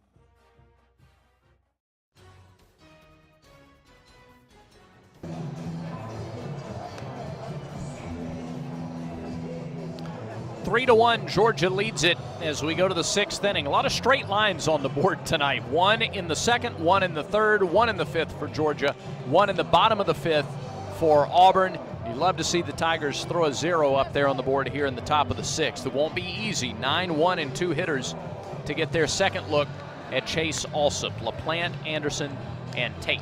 And during this inning break, several Georgia players head to the bullpen. There's some stirring, and we might actually see someone start to loosen. We'll see. We'll keep an eye on that. I think it's Chandler Marsh who was moving around in there. Mason LaPlante, sacrifice bunt, and a foul out to first. Alsop's first pitch, fouled off to the right side. That is across Donahue, 0-1. Everybody around the state listening tonight, especially those in the northwest part of the state, make sure you're weather aware tonight. Friends up in the Florence, Muscle Shoals area. 0-1 delivery, called strike. A beauty, a fastball on the outer edge, 0-2. John Armstrong again warming up in the Auburn pen as Chase works here in the 6th. Alsop off the wind with nobody on and nobody out. Holds the glove up in front of the face. Now to the wind, the 0-2. Breaking ball. Hit on 2 hops to short. Foster charges, fields, throws low, but handled by Irish for the out just in time to get LaPlante.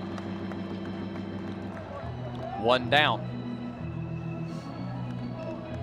Now back to the top of the order. 4th at bat of the night for Ben Anderson. He is 0 for 3. Couple of flyouts and a strikeout for Anderson.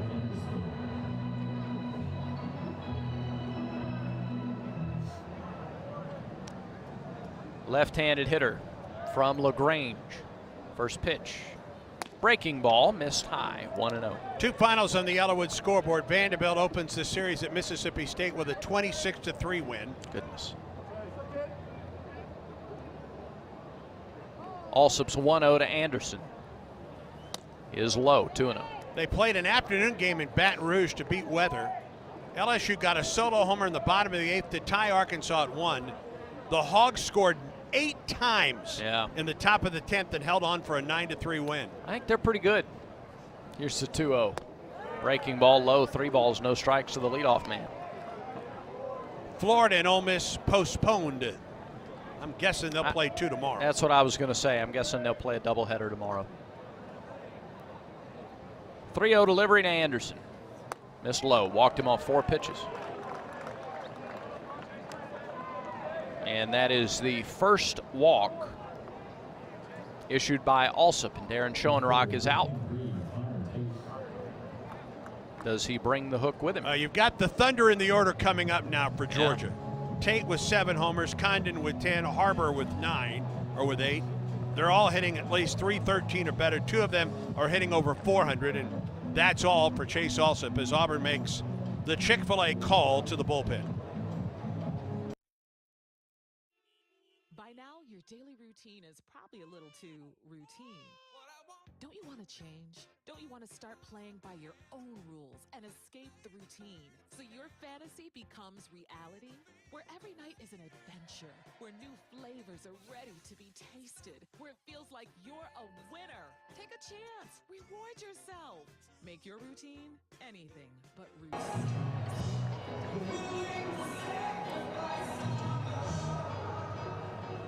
John Armstrong is Auburn's 3rd pitcher of the night. Sophomore right-hander, 5'11", 225 from Harrison High School in Marietta, Georgia. Armstrong is 4-0 on the season. With a 4.43 earned run average, this will be his team-leading 11th relief appearance with a save. 20 to 3rd innings, 11 runs, 10 earned on 14 hits. Armstrong has struck out 18, walked 7, given up 3 homers. 2 of those came Tuesday night against South Alabama. Opponents are hitting 187 against Armstrong, who pitched 2 innings in a 1 appearance last week at Arkansas and gave up 3 runs, 2 earned on 5 base hits. He comes in with 1 out and a runner at first, and Connor Tate coming to the plate for Georgia. Dogs lead it 3-1. Chase also got a nice hand from the crowd at Plainsman Park as he walked into the dugout.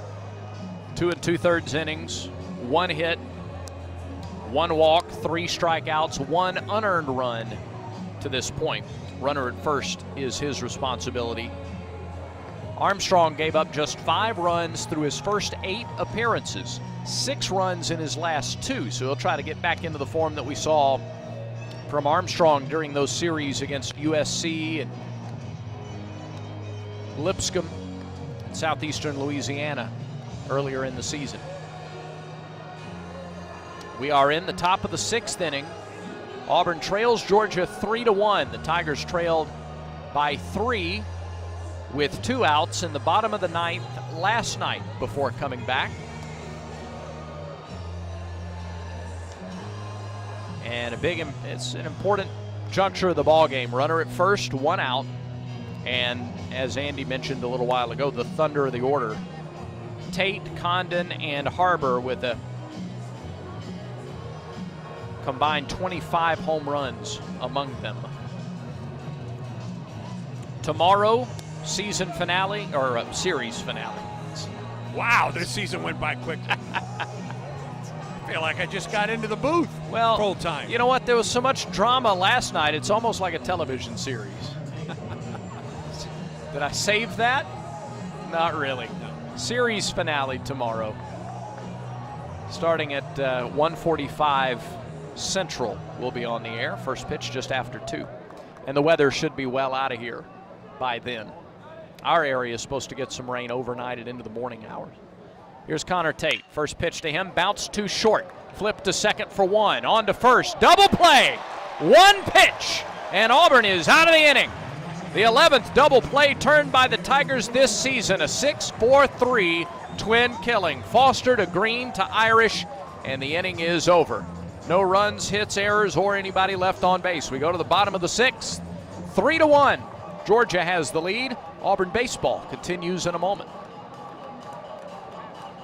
So powerful, it takes our breath away. A double play that has us high-fiving strangers, swaying together with every take me out to the ball game, and the rally that brings us to our feet as one. At Alabama Power, we believe that sharing 9 innings of baseball makes us a better community. It's a powerful spirit that energizes the communities we serve. It's power for a better Alabama. Alabama Power is a proud supporter of the Auburn Tigers. North American beavers are excellent swimmers, but on land, they waddle about clumsily.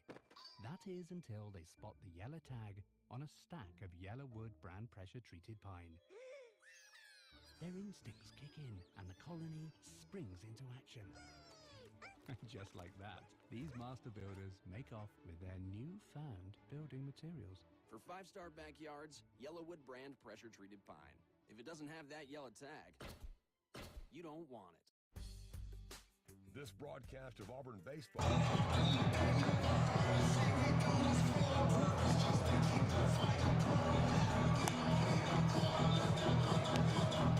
Oh, what's better than Friday night at Plainsman Park during SEC baseball action? This is a great place to be. A beautiful night, comfortable breeze blowing. Auburn trying to find another crack in the foundation. Packed house. Yeah. K-corner. Have we come up with a name for the right center field area You know, it was Operation Atmosphere last year. Yeah. I don't know if that's still what it's, yeah, all right. They're packed onto the Tiger Terrace on top of the parking deck. Caden Green takes ball 1 high to start the bottom of the 6th inning. Jaden Woods has given up just 2 hits. They were both in the last inning. The 1-0 to Green. Swing and a line drive, base hit. Over a leaping third baseman and into left field. Green takes a big turn, puts on the brakes about a quarter of the way to second. Ball got away from the second baseman, but Green had already pulled back up. It's a base hit for Caden, his first hit of the game, and Auburn's 3rd hit of the night. A leadoff single. Back to the top of the order, and now a 3rd look at the Georgia ace.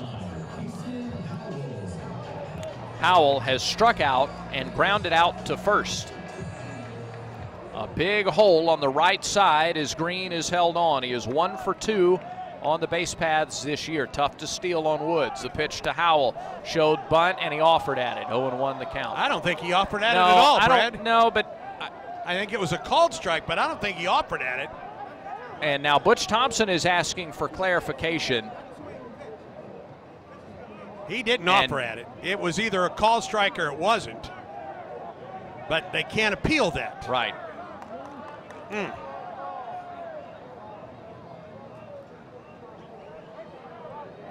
so it's 0-1. I don't think the head coach is very happy with that explanation. The 0-1 pitch, he shows bunt, pulls it back, and takes a strike that Damian Beal said was on the inside corner. That first pitch wasn't anywhere near a strike, by the way. Not that it matters. Here's the 0-2 pitch. Swing and a little looper into shallow right field. It will get down. Anderson came a long way, but he ran out of time, and it dropped. A bloop single in right center for Kason Howell. Auburn has something cooking in the 6th. Green had to wait to make sure that ball wouldn't be caught, so he stops at second. He was still able to get close enough to second to get there without a throw. Right, without a force still being in a possibility. Right-hander Chandler Marsh starts to warm up in the Georgia pen. Here's Cole Foster. You know, Howell's been one of the best hitters over the last couple of weeks, and they were going to bunt with him. Would you bunt with Foster? I wouldn't. No. Corner infielders are in. He pulls the bat back and takes a strike again. That's called a strike on the inside corner. 0-1 the count. The catcher Collins dropped the ball, but Damian Beal called it a strike. Not that the two ideas are connected. Here's the 0-1. Again, Foster shows bunt, pulls it back, and that's called a ball high. 1-1. Bronx cheer goes up after that call. 3-1. Auburn trails. 2 on, nobody out. 6th inning. Woods delivers. It's popped up. The bunt is popped straight back to the net, and now it's a ball and 2 strikes. And now Foster will be swinging away. Bryson Ware stalks near the on-deck circle. Auburn's almost even up the hits. Here's the 1-2. Off speed, high and outside, 2-2.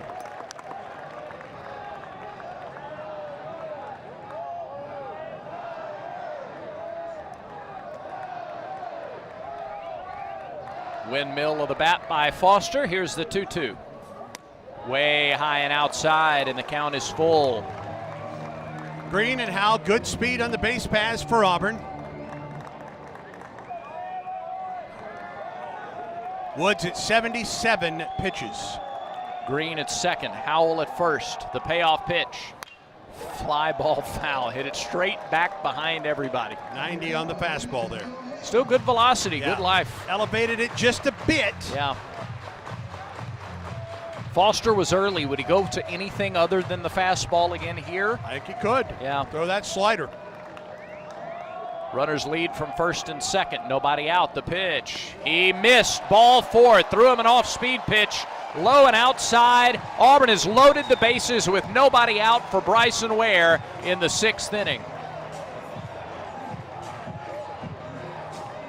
And that is just the second walk for Woods. Woods is looking into the bullpen, the dugout, and I think he just asked for a visit to the mound. And he's going to get it. That's Sean Kenny, the pitching coach for Listen, I think he asked for a visit to the mound. Maybe he didn't, but he motioned it to the dugout. Maybe he was motioning, I'm fine. Kenny wants to make sure. The bases are loaded with nobody out. Auburn trails 3-1.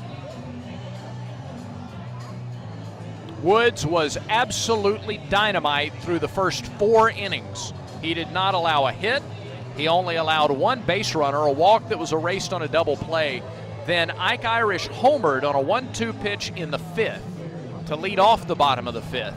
And the swings that Auburn has gotten and the at-bats Auburn has had against Woods have looked vastly different. Here's Bryson Ware, ball 1 high.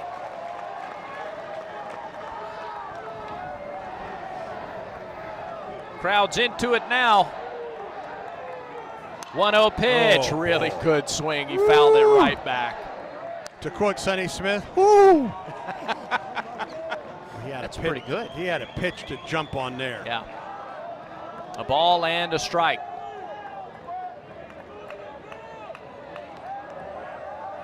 Three to 1 Georgia. The 1-1 pitch. High, ball 2. A walk means a run. A sacrifice fly means a run. A wild pitch or pass ball mean a run. A double play means a run if it's a ground ball. Here's the 2-1 pitch. Inside, and it's 3-1. Irish is on deck.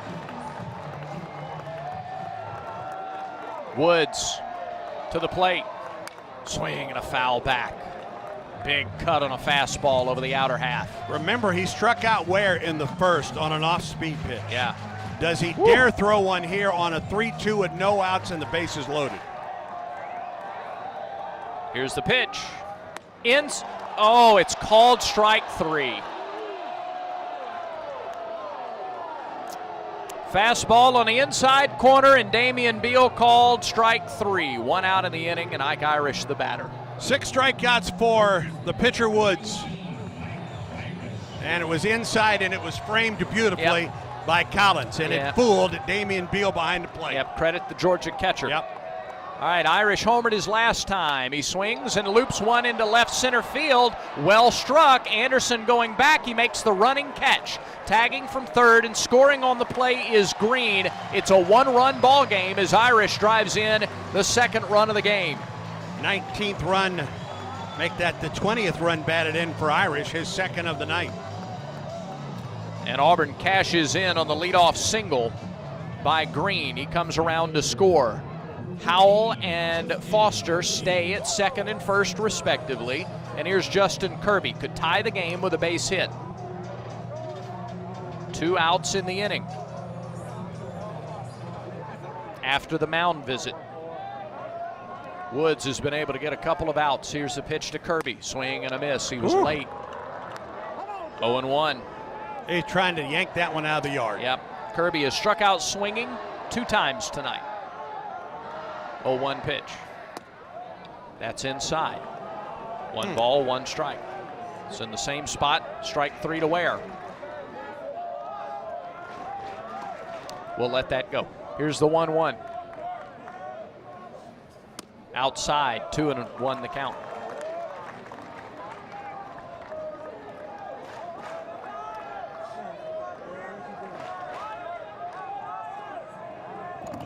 They play him to pull in the outfield. Kirby fouls it off the mid of the catcher, and now he's at 2 strikes again. 2-2. He's come up empty on 2 89-mile-an-hour fastballs.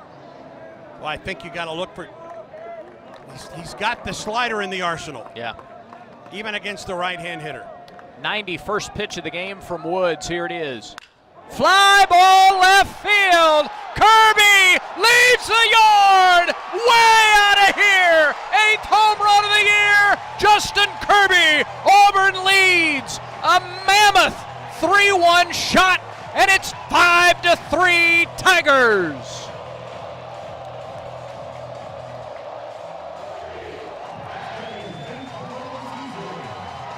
I don't know what he got, but it was right down the heart of the plate. That ball was mashed by Justin Kirby.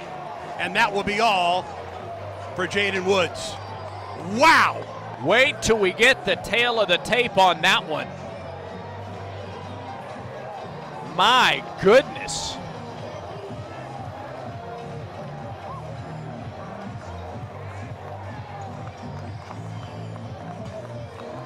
Let's get the replay. It is just center cut, a fastball center cut.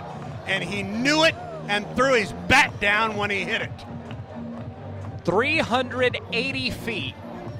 It sure did look like it was hit a whole lot further than that.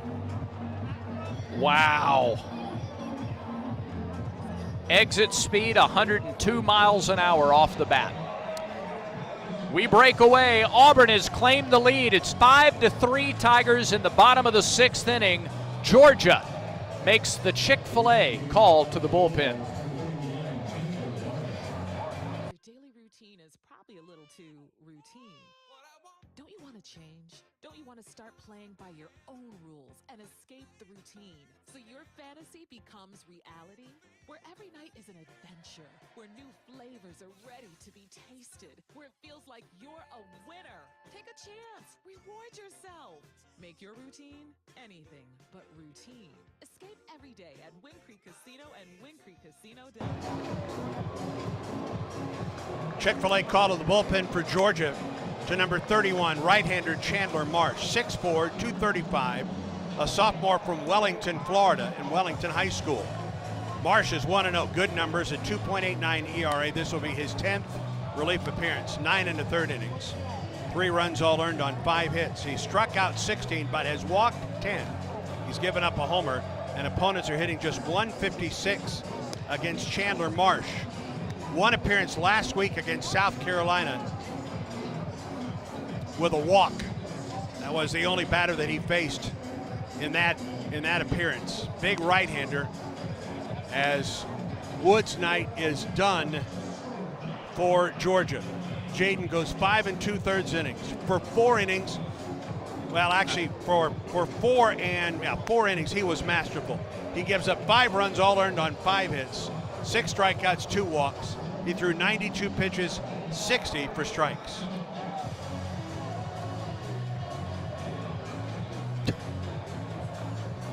Well, watching the home run ball again, it was right over the middle and at the knees. And Kirby did not miss. And Auburn has the lead for the first time tonight. 2 outs. A 4 spot in the 6th. Here's Bobby Pierce. Pierce doubled his last time off of Woods. First time to face Marsh. First pitch is up and away. 94. After the game, keep it here for the Regions Bank post-game show. Get the Auburn University Visa debit card from Regions. Visit regions.com/GoTigers to order yours. 1-0 pitch, fastball, catches the outside corner, and it's 1-1. Marsh checks the wristband. He's got the pitch, calls on him. Off the wind is 1-1. Called strike 2, above the belt.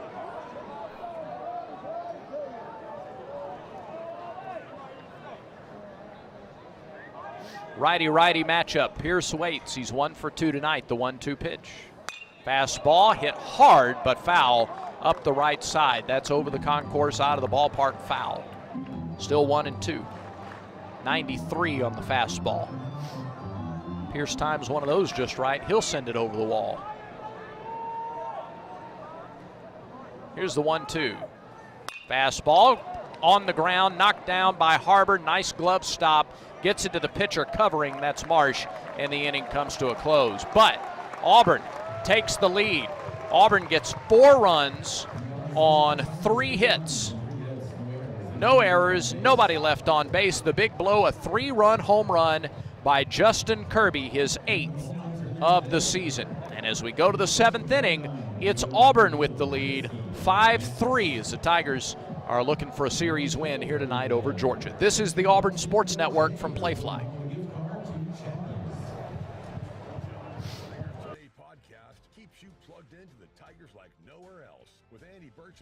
Coaches interviews, post-game audio, and Jacob Hellman's comprehensive This Week in Auburn Athletics feature. It's the only podcast that keeps you current on everything happening around Auburn athletics, from Jordan Hare to Neville Arena and beyond. Just like and subscribe to Auburn Tigers Today podcast.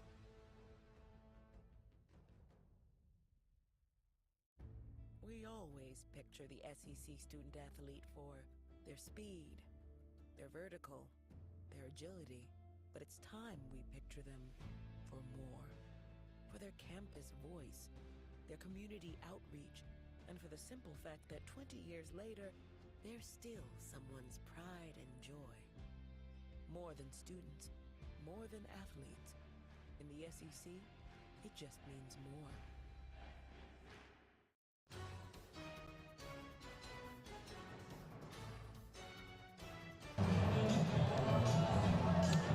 Through 6 innings here at Plainsman Park, Auburn leads Georgia 5-3. John Armstrong threw 1 pitch, coaxed a double play ball to end the top of the 6th. He stays out there into the 7th. He'll face Condon, Harbor, Collins. Got to bear down, and as we go to the 7th to take us home, once again, the voice of the Tigers, Andy Burcham. 3, 4, and 5 hitters against John Armstrong, and Auburn for the first time tonight has the lead. 5-3 Auburn. Condon 1 for 2 on the night. He scored a couple runs. Stretch in the pitch. This is a little bit low. Goodness. Condon has flied to center, homered to center, and was hit by a pitch and scored. Stretch in the pitch. Condon takes a strike. 1-1 the count.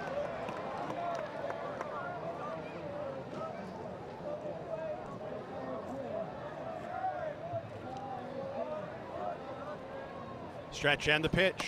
Strike 2 at the knees on the outside corner. 1 ball and 2 strikes. 4 runs in the bottom of the 6th for Auburn to take the lead. Pitch. Condon out in front and pops it into right. He reached for that one. Kirby underneath it makes the catch. And that's what Armstrong can do to you. He can get you off balance, have you reaching across the plate. That side slot delivery, it starts over the inner half and breaks out over the outer half, and by then you've started your motion. Said he was out in front of it. Just the lunge was a little bit out in front of it as he sent it to right. 1 out.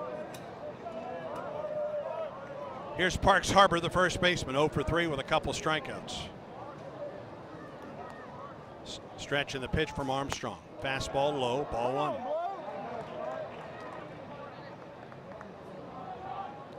One out, nobody on. Top of the 7th, Georgia at the plate. Tigers lead 5-3. The pitch fouled to the screen. 1 ball and 1 strike to Harbor.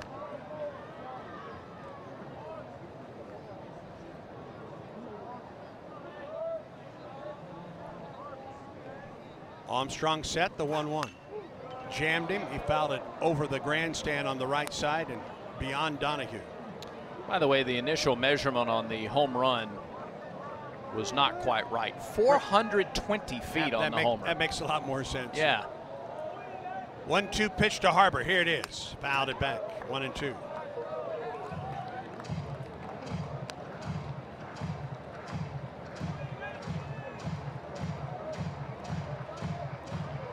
New set of baseballs for the home plate umpire, Damian Beal. Stretch by Armstrong. And the 1-2. Line drive into left field. It's a base hit. That's a good at bat by Harbor. Stayed back enough. Didn't hit it real well, but enough off the end of the bat to line it into left field. Well, and his bat was sped up by a couple of fastballs in the sequence that he fouled off. So he timed the fastball, kept fouling it off. John went to something off speed, and Harbor, good hitter, as most of these Georgia hitters are, and his bat was sped up. He pulled it to left. Corey Collins is 3 for 3. He's doubled, he's scored, and he's singled twice tonight. Left-handed hitting catcher. Pitch to him, high and outside. A 1-out single for Harbor. He's at first. Auburn 5, Georgia 3. We're in the top of the 7th, the Plainsman Park.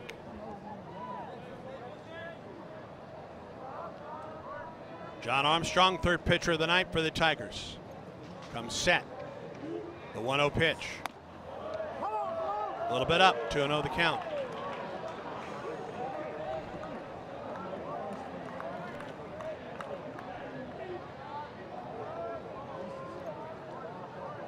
Two balls and no strikes to Collins. Ground ball to the right side. Green to Foster to first, not in time. It took a while for Green to get the ball out of his glove. Yep, exactly. It was probably hit sharp enough to turn to, but Caden struggled just a bit to make the transfer after he fielded it. Got the lead runner. Now 2 outs. And here's Will David. And because it took him just a minute, he didn't get much on the throw. It was a softer throw to second, and that didn't help. So a runner at first with 2 down here in the 7th. Boy, wouldn't it be big for Auburn to put up a 0 after taking the lead. Tigers trail for a lead 5-3. David 0 for 1. First pitch missed outside. Catcher right, tried to frame it. That was just too much of a framing job there. 1 ball and no strike to count. David's walked twice and he's flied to center. Now the 1-0. Boy, just missed the inside corner. 2-0. That pitch, it seems like, was a strike a couple of times in the bottom half of the 6th. 2 balls and no strikes now to David. Collins at first, 2 down in the inning as Armstrong sets the 2-0. Ground ball up the middle, that's going to get through for a base hit. And Collins will hold up at second base. So runners at first and second for Georgia with 2 down on the single up the middle by David. Georgia's 7th hit of the night. And at the moment, that forced play at second proves big. It was good the Tigers got that lead runner. Otherwise, either the base is loaded or that scores a run. And here's Sebastian Murillo. Singled in the second, struck out looking in the third, reached on an error on a high fly ball on the infield that scored a run in the 5th. He swings and misses at the first pitch from Armstrong, 0-1. Runners at first and second, 2 outs. Top of the 7th. Murillo at the plate. Here's the pitch. Ground ball right side foul. Past the first base coach's bag. Coach's box, no balls and 2 strikes.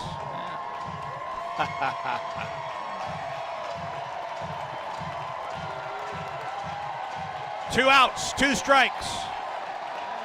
How about the fans getting behind John Armstrong here? He comes set. And the 0-2 pitch. Fly ball to center. Here comes Howell. It's down for a hit. Runner at third will try to score. Here comes the throw. It's not in time, and Georgia cuts the lead to 1. Boy, the inability to get the double play keeps the inning alive. And he's out at home plate. He apparently missed home plate.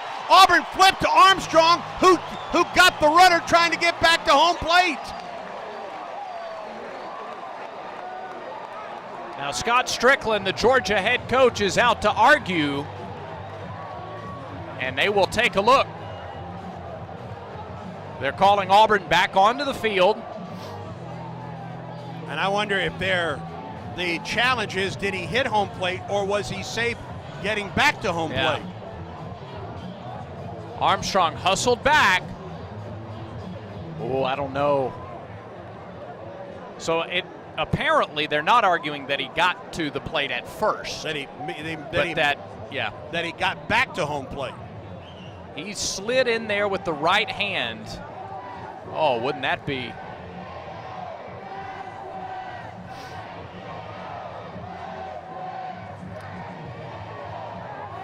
The call was out at home plate. Yeah. As Collins missed the plate, tried to get back to the plate. Armstrong already had the bat, or had the ball in his glove. He dove in, as did the runner. That's a close play. And Damian Beal, is right on top of the plate and called him out. And now we've got a ruling.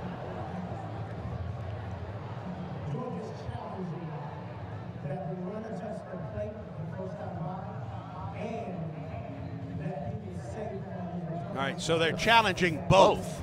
That he missed it, that he did actually touch home plate, and if he did miss home plate, that he was safe getting back to home plate. Can you I guess I didn't know you could challenge 2 plays at once. Well, I don't know. I'm not sure I've ever heard that. We get another look at whether Collins even touched home plate. It's tough to tell from that angle. It is, and Damian Beal never made the call.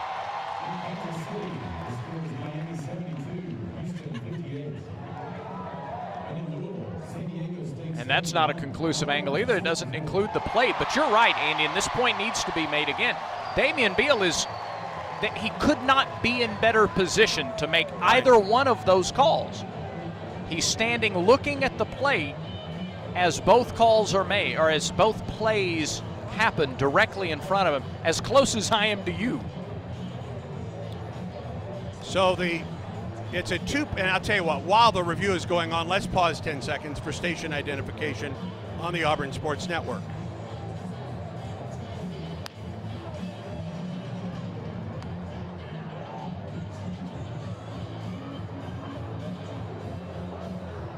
And here comes the ruling.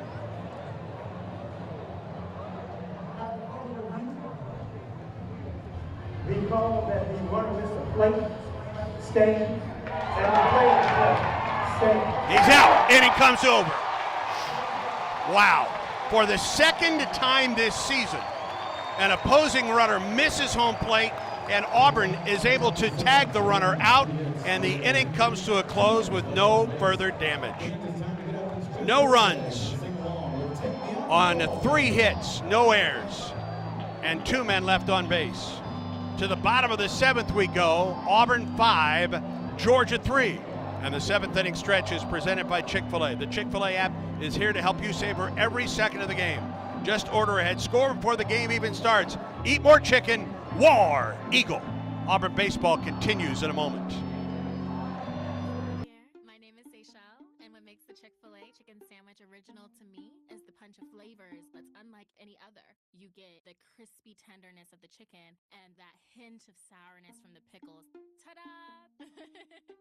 Hey, I'm Juan, and what makes the Chick-fil-A chicken sandwich original to me is you're going to get chicken that's crispy, golden, and juicy. This is the gold standard of chicken sandwiches. Order the original Chick-fil-A chicken sandwich on the Chick-fil-A app today. Real customers paid for their testimonials.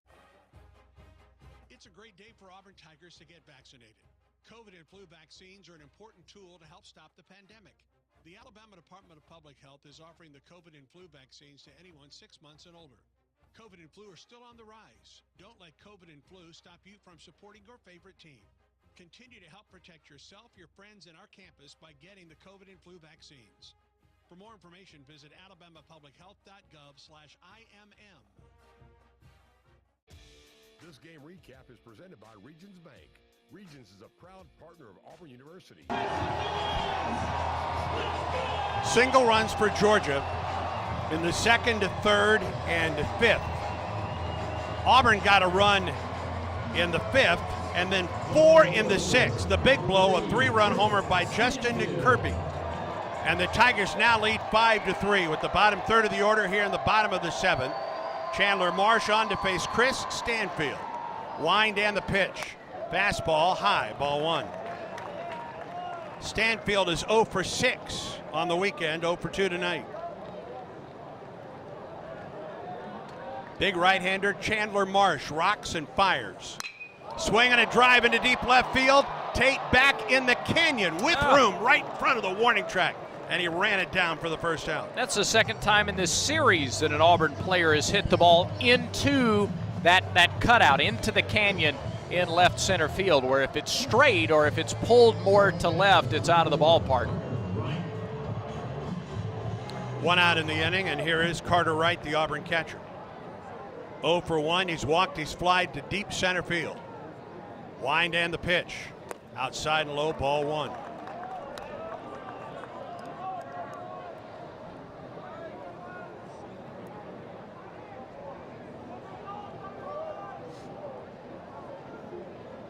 Marsh winds and the pitch.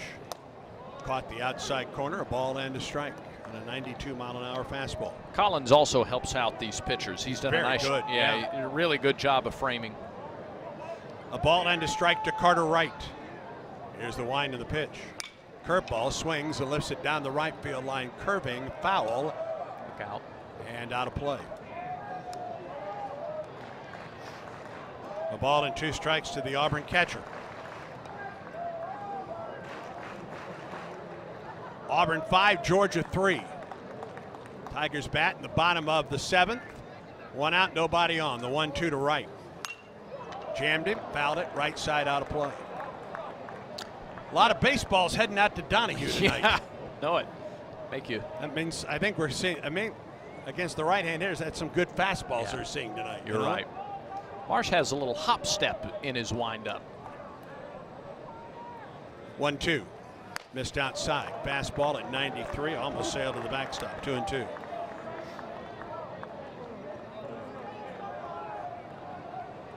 Will David closer to the third base line right now. Waits for the 2-2. Outside, ball 3. Got a final on the Yellowwood scoreboard. Tennessee finishes off Texas A&M in that series opener 10-4. It's a big first win for Tennessee in SEC play. Yes, it is. After being swept on the road at Missouri last week. Full count now to Wright. Marsh winds and fires. Ground ball, right side, nice play. LaPlante flips to first for the out. He had to go a long way to get to the ball. Yeah. It wasn't hit terribly hard, but LaPlante showed good range and made the throw to first, and there's 2 down. No, and that's a good throw by LaPlante. He's not moving toward the bag. He's moving almost toward right field as he makes that throw, so he's got to throw across his body. Other updates on the Yellowwood scoreboard. Missouri has grabbed a lead at South Carolina, 6-5. They're in the bottom of the 6th, and Kentucky leads Alabama 3-1 in the 8th in Tuscaloosa. Caden Green bats, takes a fastball in the inside corner for strike 1. Marsh has done a nice job since coming in. He's retired all 3 men he's faced. Now the 0-1. A little bit of an overhand curve there. It missed outside. 1 ball and 1 strike.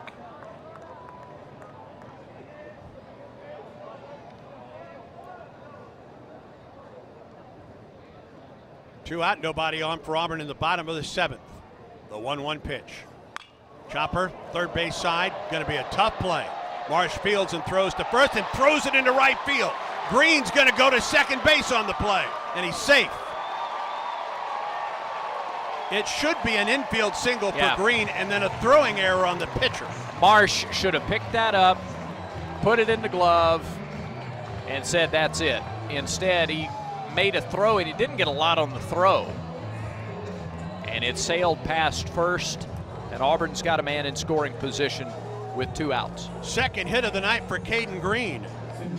It is now, also it's a single and an error. And now Kason Howell to the plate, and an opportunity for Auburn to add a run here in the bottom of the 7th with 2 down. Howell single to right center. He's 1 for 3 on the night. He scored in the 6th. Here's the stretch and the pitch. Nice slider on the outside corner for strike 1.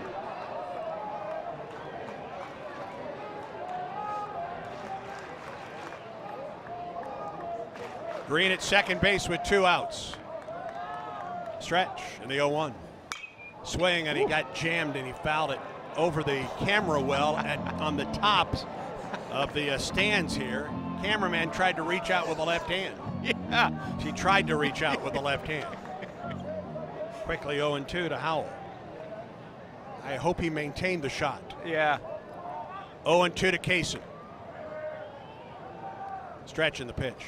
Got him swinging a foul tip into the glove of the catcher. The inning's over. No runs, a hit, no errors, and a man left for Auburn. We're through 7. Auburn 5 and Georgia 3. This is the Auburn Sports Network from Playfly. Download the Auburn Game Day app. Find tickets, skip concession lines, be a part of game day giveaways. Shop the latest Auburn gear. Stay current with a comprehensive social media stream. Participate in game day light shows. Plus, listen to every Auburn Sports Network broadcast, even when multiple games are happening simultaneously on the official mobile app of Auburn Athletics, the Auburn Game Day app.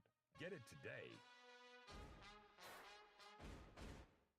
In 1925, Modelo began brewing beer for those who believe in better. A model beer, steeped in the tradition of tireless effort.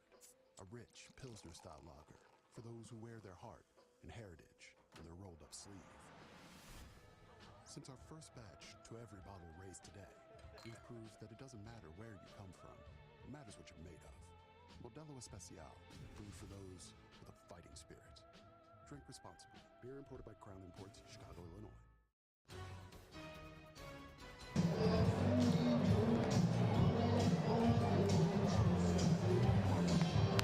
John Armstrong back to work in the 8th. He's thrown 19 pitches. Working out of a jam in the 7th. He's worked out of jams in both innings. He threw 1 pitch in the 6th and got a 6-4 and 3 double play to get out of that inning. Gave up 3 hits in the 7th, but Georgia did not score. The Dogs have stranded 10 tonight. Auburn has stranded 2. All right, 8, 9, and 1 hitters for Georgia in the 8th. Cole Wagner will lead it off. He is 0 for 2. Hit by a pitch in the 2nd. Struck out but went to first on a wild pitch. Stranded at 3rd in the 4th, the pitch. Off speed and inside from Armstrong, and he has grounded to Cole Foster at short. You know, one of the things we talked about in the Arkansas series, the Hogs got home runs with guys on base. Strike call. Boy, that pitch was at the bottom of the strike zone. Auburn's home runs in Fayetteville were all solo shots. Tonight, if you look at the home runs, each team has a solo homer, but Auburn's got that 3-run blast. 1-1 to Wagner's swing and a miss. That ball just died on the outside corner. And that was set up by the fastball that was called a strike at the knees. So the other one comes in, starts at the knees, and drops. 1-2, just off the inside edge. 2 balls and 2 strikes. LaPlante and Anderson to follow here in the 8th. Auburn leads the Dogs 5-3. Armstrong comes set. Here's the pitch. Oh, man. And Wright held it there. Just missed the outside corner, I guess. 3-2.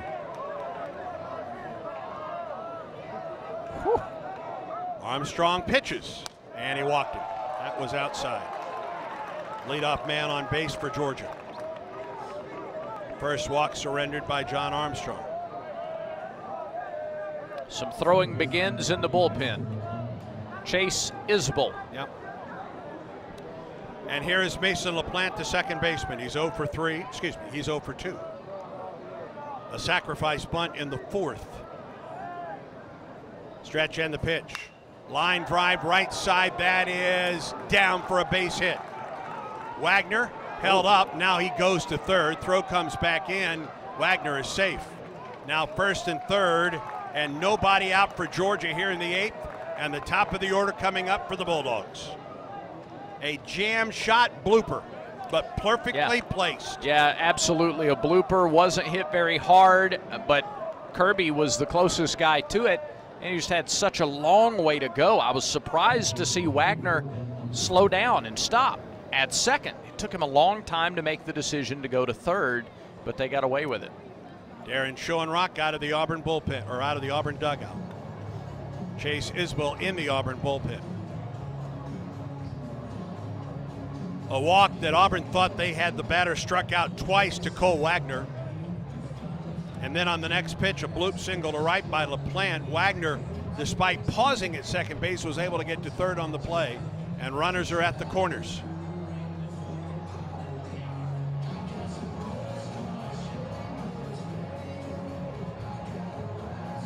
Entire infield on the mound for Auburn.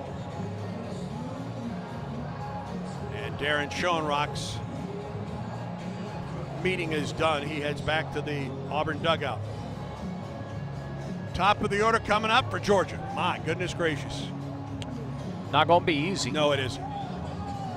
As Georgia found out last night, you got to get 27 outs, not 21, 24, 26.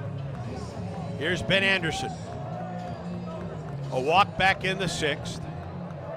He is 0 for 3 on the night. Left-handed hitter. Ware is up at third. Middle infielder's looking for 2. The pitch, strike on the outside corner. Wagner at third, LaPlante at first. LaPlante has a couple stolen bases this season. Auburn leads 5-3. Here's the pitch. Outside, a ball and a strike. Ware plays even with the bag at third.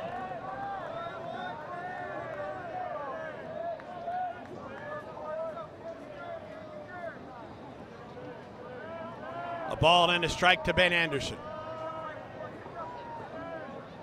Stretch and the pitch. Line drive into left field. Here comes Stanfield. Slides and makes the catch, and the runners stay put.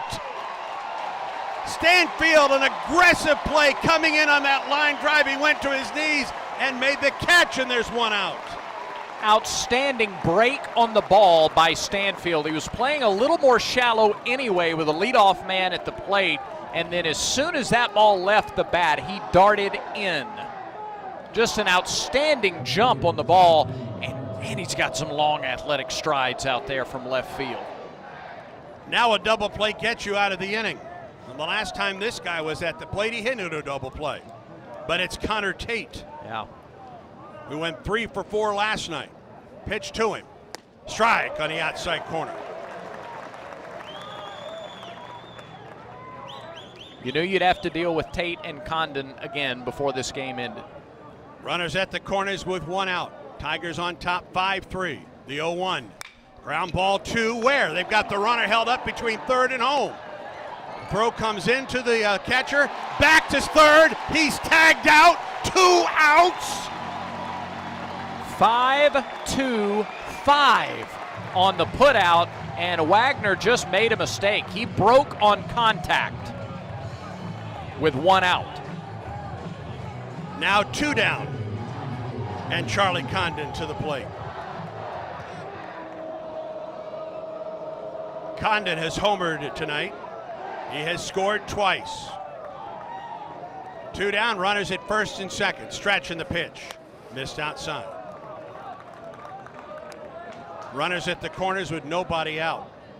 A line drive to left caught by Stanfield. Runners stay put. Runners at the corners with 1 out. Runner at third on an infield grounder was thrown out trying to score. Now 2 outs. And the 1-0 to Condon from Armstrong. Fouled off the end of the bat to the top row of the stands. It hits the railing and hits a gentleman on the deflection on the left side of his face. He, I think, is okay. I sure hope so.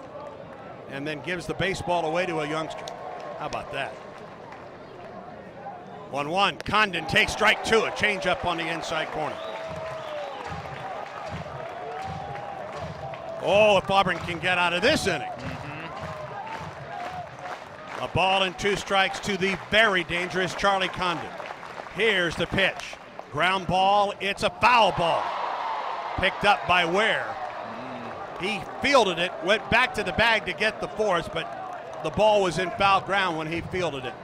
Third base umpire Clint Lawson right there to make the call. Had a good view. 1-2. LaPlante at second and Tate at first. 2 down in the 8th. Stretch, pitch. Oh, up the end of the bat. He just got a piece of that one. Good job by Condon to get anything off that pitch. Count remains 1-2.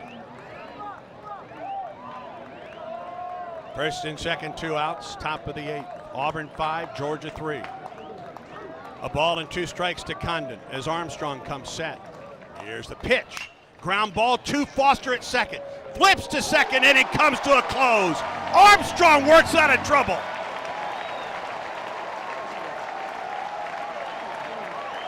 No runs, 1 hit, no errors, and 2 men left. Georgia has stranded 12 to the bottom of the 8th. Auburn 5, Georgia 3. Auburn baseball continues in a moment. A swing so powerful it takes our breath away. A double play that has us high-fiving strangers, swaying together with every take me out to the ball game, and the rally that brings us to our feet as one. At Alabama Power, we believe that sharing 9 innings of baseball makes us a better community. It's a powerful spirit that energizes the communities we serve. It's power for a better Alabama. Alabama Power is a proud supporter of the Auburn Tigers. We've all fallen into boring routines. We just keep doing what has to get done. Isn't it time to escape the old routine and make time for yourself? Make time to go out with old friends. Make time to add excitement back into your life. Make time to feel like a winner again. Life is more fun when you live it. So what are you waiting for? Escape every day at Wind Creek Casino and windcreekcasino.com. Back to the ballpark. We go to the bottom of the 8th. Auburn on top of Georgia 5-3. Reminder to you, Auburn baseball brought to you by the Alabama Department of Public Health. Don't wait, vaccinate. Protect yourself and others from COVID and flu. Visit alabamapublichealth.gov/IMM. Along with Brad Law, I'm Andy Burcham, cast of thousands, a packed house on this Friday night at Plainsman Park. We got Quinn Burkeen in our Skyview Auburn Sports Network studios, and a new pitcher for Georgia. That is Charlie Goldstein, a redshirt junior left-hander from Alpharetta.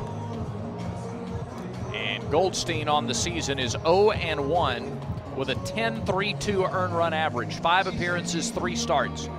Goldstein 11 1/3 innings, 14 hits, 14 runs, 13 of them earned. He's walked 9, struck out 19.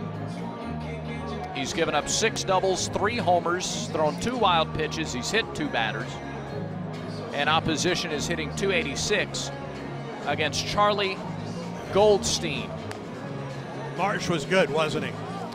He calmed the waters for Georgia, going an inning and a third, gave up no runs on a hit with a strikeout. And Goldstein now gets the 2, 3, and 4 hitters for Auburn.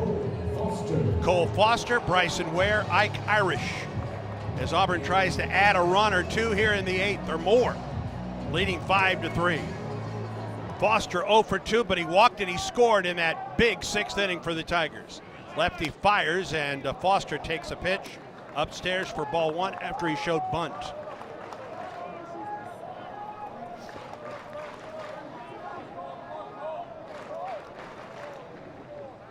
Wind and delivery. Foster takes it outside. 2-0. I halfway expected that to be called a strike. 5 runs, 6 hits, 1 error, 2 men left for Auburn.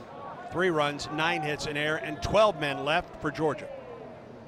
2-0 to Foster. Strike called in the inside corner. 2-1. The inside corner is much more likely to be called a strike than the outside corner. The lefty Goldstein is the 3rd pitcher of the night for Georgia. Here's the 2-1 to Foster. Line drive down the left field line. That's into the corner. Off of the monster. Foster glides around first base. He's into second with his 5th double of the year. His double and Pierce's double tonight. Section 110 Row J get Chappie's gift cards for Auburn doubles. I don't think on each double, but a double. Because there was a double. Yes. All right.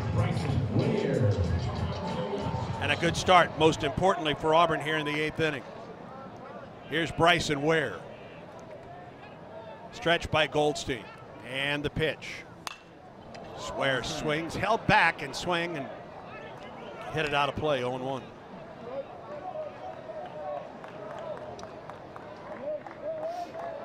Runner at second base, nobody out for Auburn in the 8th. Here's the 0-1 pitch to Bryson Ware, on the way.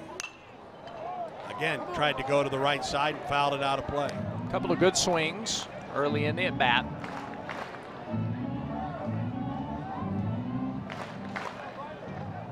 A leadoff double for Foster at second. 0-2 the count to Bryson Ware. Here's the stretch and the pitch. Bryson sends it through the right side. It's a base hit. Foster had to make sure that it got through, and he holds up at third. Bryson Ware's first hit of the night. Well, he was determined to go the right side, wasn't he? That's exactly what I was going to say. You could see in the first 2 swings he tried to go to the right. He was just a little bit behind. Well, and you know what he's doing? He's giving up himself. He's just trying to get the runner to third. As it turned out, he had a hole on the right side. That is such a savvy at-bat and an unselfish at-bat by Bryson Ware. It's an example of how locked in he is here on the second weekend of conference play. All right, here's Ike Irish. In his first Auburn home run, a shot over the monster in the 5th that got Auburn on the board. It was Auburn's first hit of the night. Also a sacrifice fly. Stretch and the pitch. Ike held up, and it was called a strike. Irish has driven home 2 tonight. Gives him 20 on the season. Runners at the corners, nobody out in the 8th. Here's the stretch and the pitch. Outside, a ball and a strike. Interesting. Middle infielders for Georgia playing back. They will get 2 and give up a run.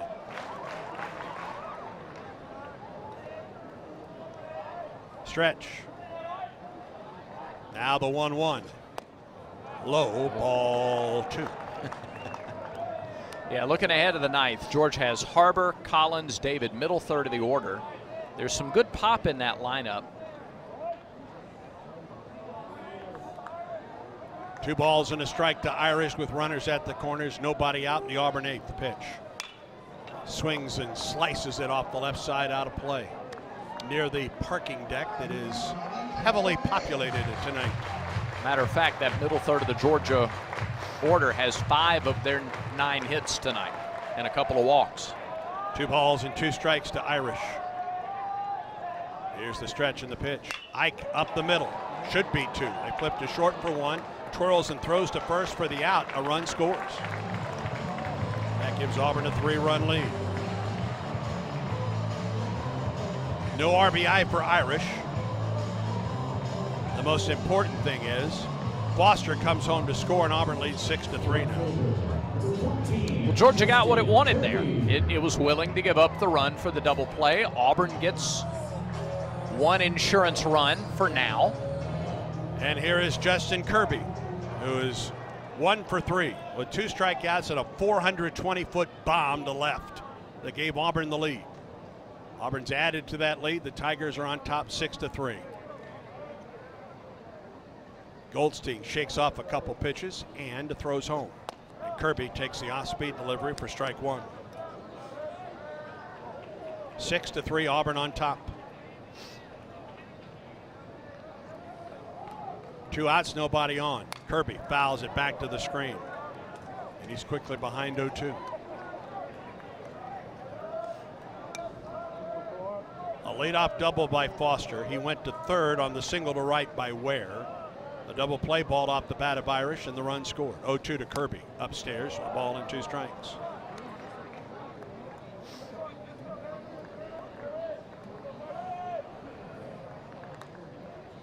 Bottom of the 8th, 2 outs. Tigers 6, Georgia 3. Pitch. Swing and a miss. He got Kirby, and the inning is over. A run on 2 hits, no errors, and no one left. We're through 8. We go to the 9th. Auburn 6, Georgia 3. This is the Auburn Sports Network from Playfly. 50-yard line at Jordan Hare. Jackson wide right, Fromm wide left. That's the short side of the field, out of the pro eye. Ashford under center. Pitches the ball to Tank Bigsby. To the boundary, 35, 25, 20. He is gone! Touchdown, Tank Bigsby! 35 yards, touchdown Auburn! Center court at Neville Arena. 7 on the shot clock. Wendell Green with 5. Jabari inside to the basket. Dunks it and gets fouled. A resounding dunk for an SEC championship for Jabari Smith. Behind the plate at Plainsman Park. Here's the 3-2 pitch. He struck him out. He struck him out. The Tigers are going to Omaha. Burkhalter strikes out Forrester, and the Tigers dogpile in Corvallis. We put you right in the middle of the action. This is the Auburn Sports Network from Playfly.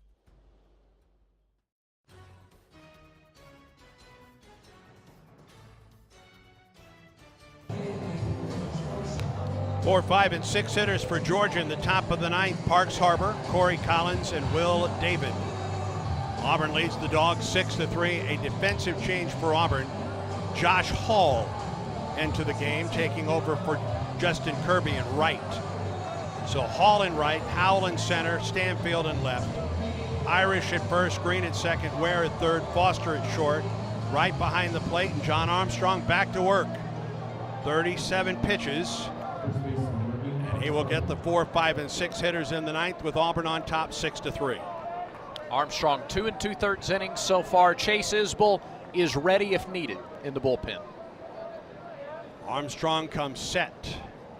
Pitches, strike to Harbor. Harbor was bailing out. He had turned his back to it.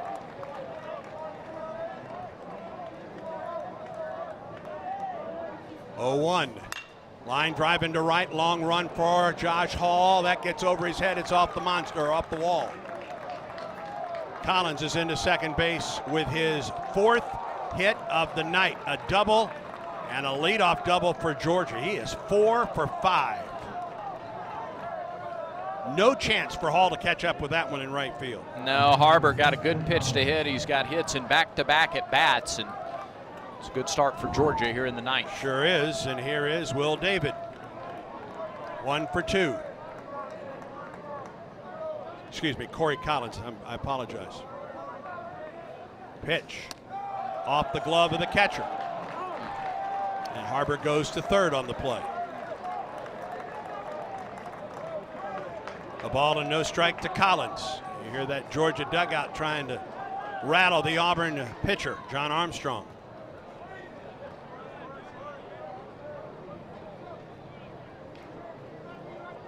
39 pitches for Armstrong, and that'll be it. Coach Rock out of the dugout. I believe that'll be it. Isbell is ready, and Armstrong at 39 pitches, and there is the signal. So Bauman 2 2/3, Alsop 2 2/3, Armstrong 2 2/3. The Tigers need 3 outs to go. They will turn to Chase Isbell on this Chick-fil-A call to the bullpen.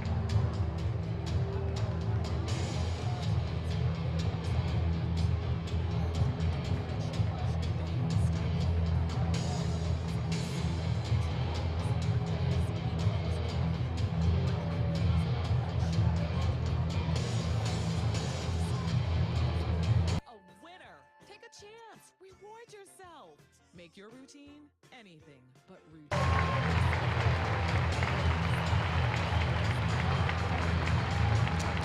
John Armstrong gets a nice round of applause from this packed out Plainsman Park crowd as he heads into the dugout. He gives way to Chase Isbell.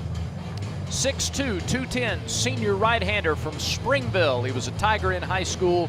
Then he went to Samford and transferred in to Auburn last season. He earned his first save of the year against South Alabama in that Tuesday game in Montgomery just a handful of days ago. For the year, 10 appearances, 9 in relief, a 2-1 record, an earned run average of 6 3/4.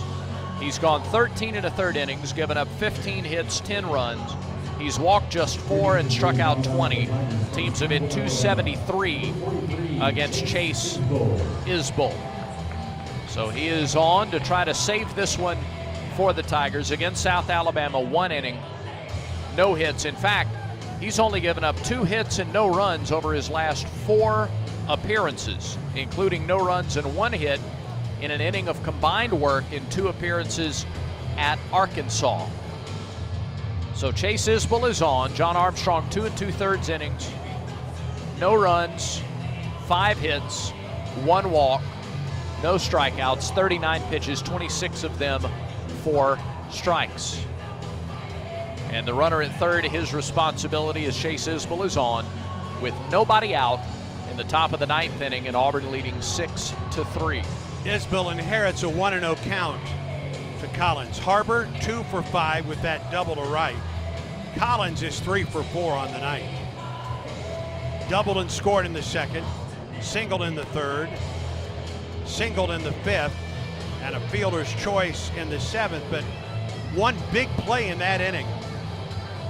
With Auburn leading 5-3, a line drive up the middle, a single by Sebastian Murillo. Collins tried to score from second. He missed home plate and tried to get back to the plate, and the pitcher, Armstrong, dove and tagged him out, and that was the 3rd out of the inning. Auburn has added an insurance run and leads 6-3, but Georgia has a runner at third and nobody out here in the top of the 9th. Don't you know, both teams are reminding, or both coaches are reminding their teams, this was the score in the bottom of the 9th last night, right, when Auburn began its comeback. 6-3 Tigers, a runner at third, nobody out. Collins at the plate, 1-0. He now faces the right-hander Chase Isbell. The wind and the pitch. Check swing on the infield to the pitcher Isbell. Nearly falls down, throws to first and got him, and the runner stays at third. Woo! Boy, you catch your breath every time you see a little slip like that from Isbell as he tried to get his footing to make the throw. He slipped and wobbled, but was able to stabilize and make the throw. A check swing that Isbell was able to field and throw out the runner at first. 1 down, and here is Will David. He is 1 for 2. He's been walked twice. Harbor at third with 1 out in the 9th. Here's the pitch. Little high, 1-0.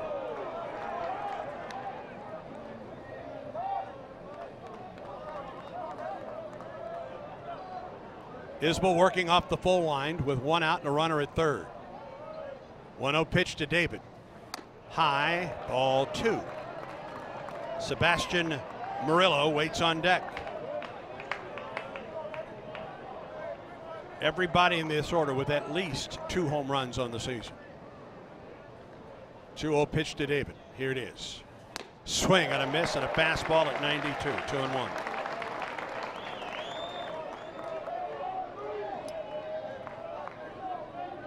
Harbor gets his lead at third base. He's there with 1 out in the 9th. Here's the 2-1 pitch. Missed the outside corner, 3-1.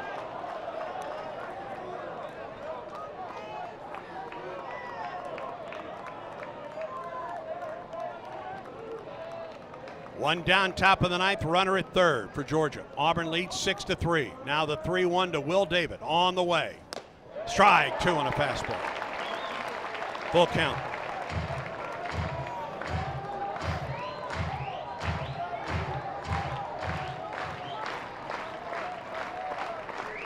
Full count to David.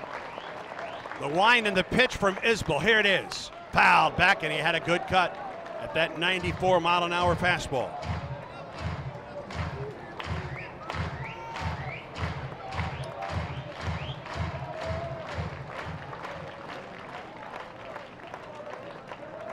Runner at third with 1 down. The 3-2 pitch to David. Here it is. Fouled off the right side, out of play. Nice job by David to stay alive.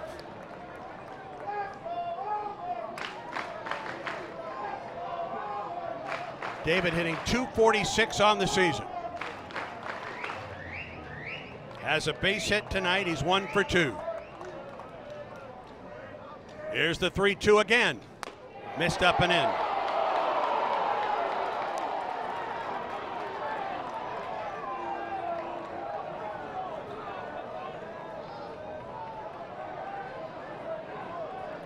Runners at the corners with 1 out.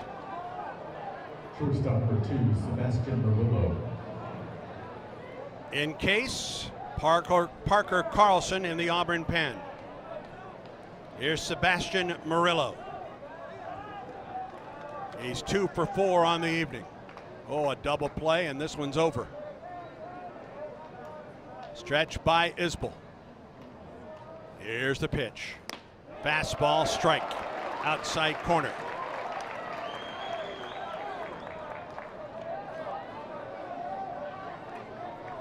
Murillo has hit into 2 double plays this season. The stretch by Isbell and the 0-1. Ground ball foul past third. No balls and 2 strikes to Murillo.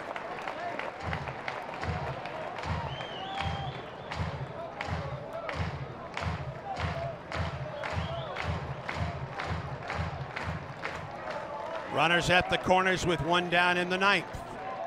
Auburn 6, Georgia 3. 0-2 the count to Murillo. Here's the pitch. Got him swinging. Blocked by the catcher. Runners at the corners with 2 outs. Nice job by Wright to not let that one get by. And here is the DH, Cole Wagner. The DH, number 19, Cole Wagner. Wagner has struck out. He's grounded out. He has walked, or has been hit by a pitch and walked. He bats with 2 outs and runners at the corners. Auburn will not hold the runner, David, at first, as Isbell comes set in the pitch. Strike called on the inside corner under the hands.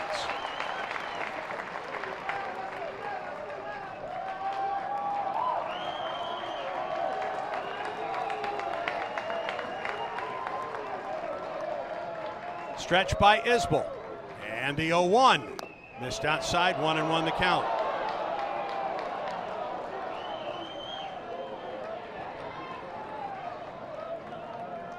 A ball and a strike to Wagner. 2 outs, top of the 9th. Runners at the corners. Auburn 6, Georgia 3. Isbell comes set. Here's the 1-1 to Wagner. High, ball 2.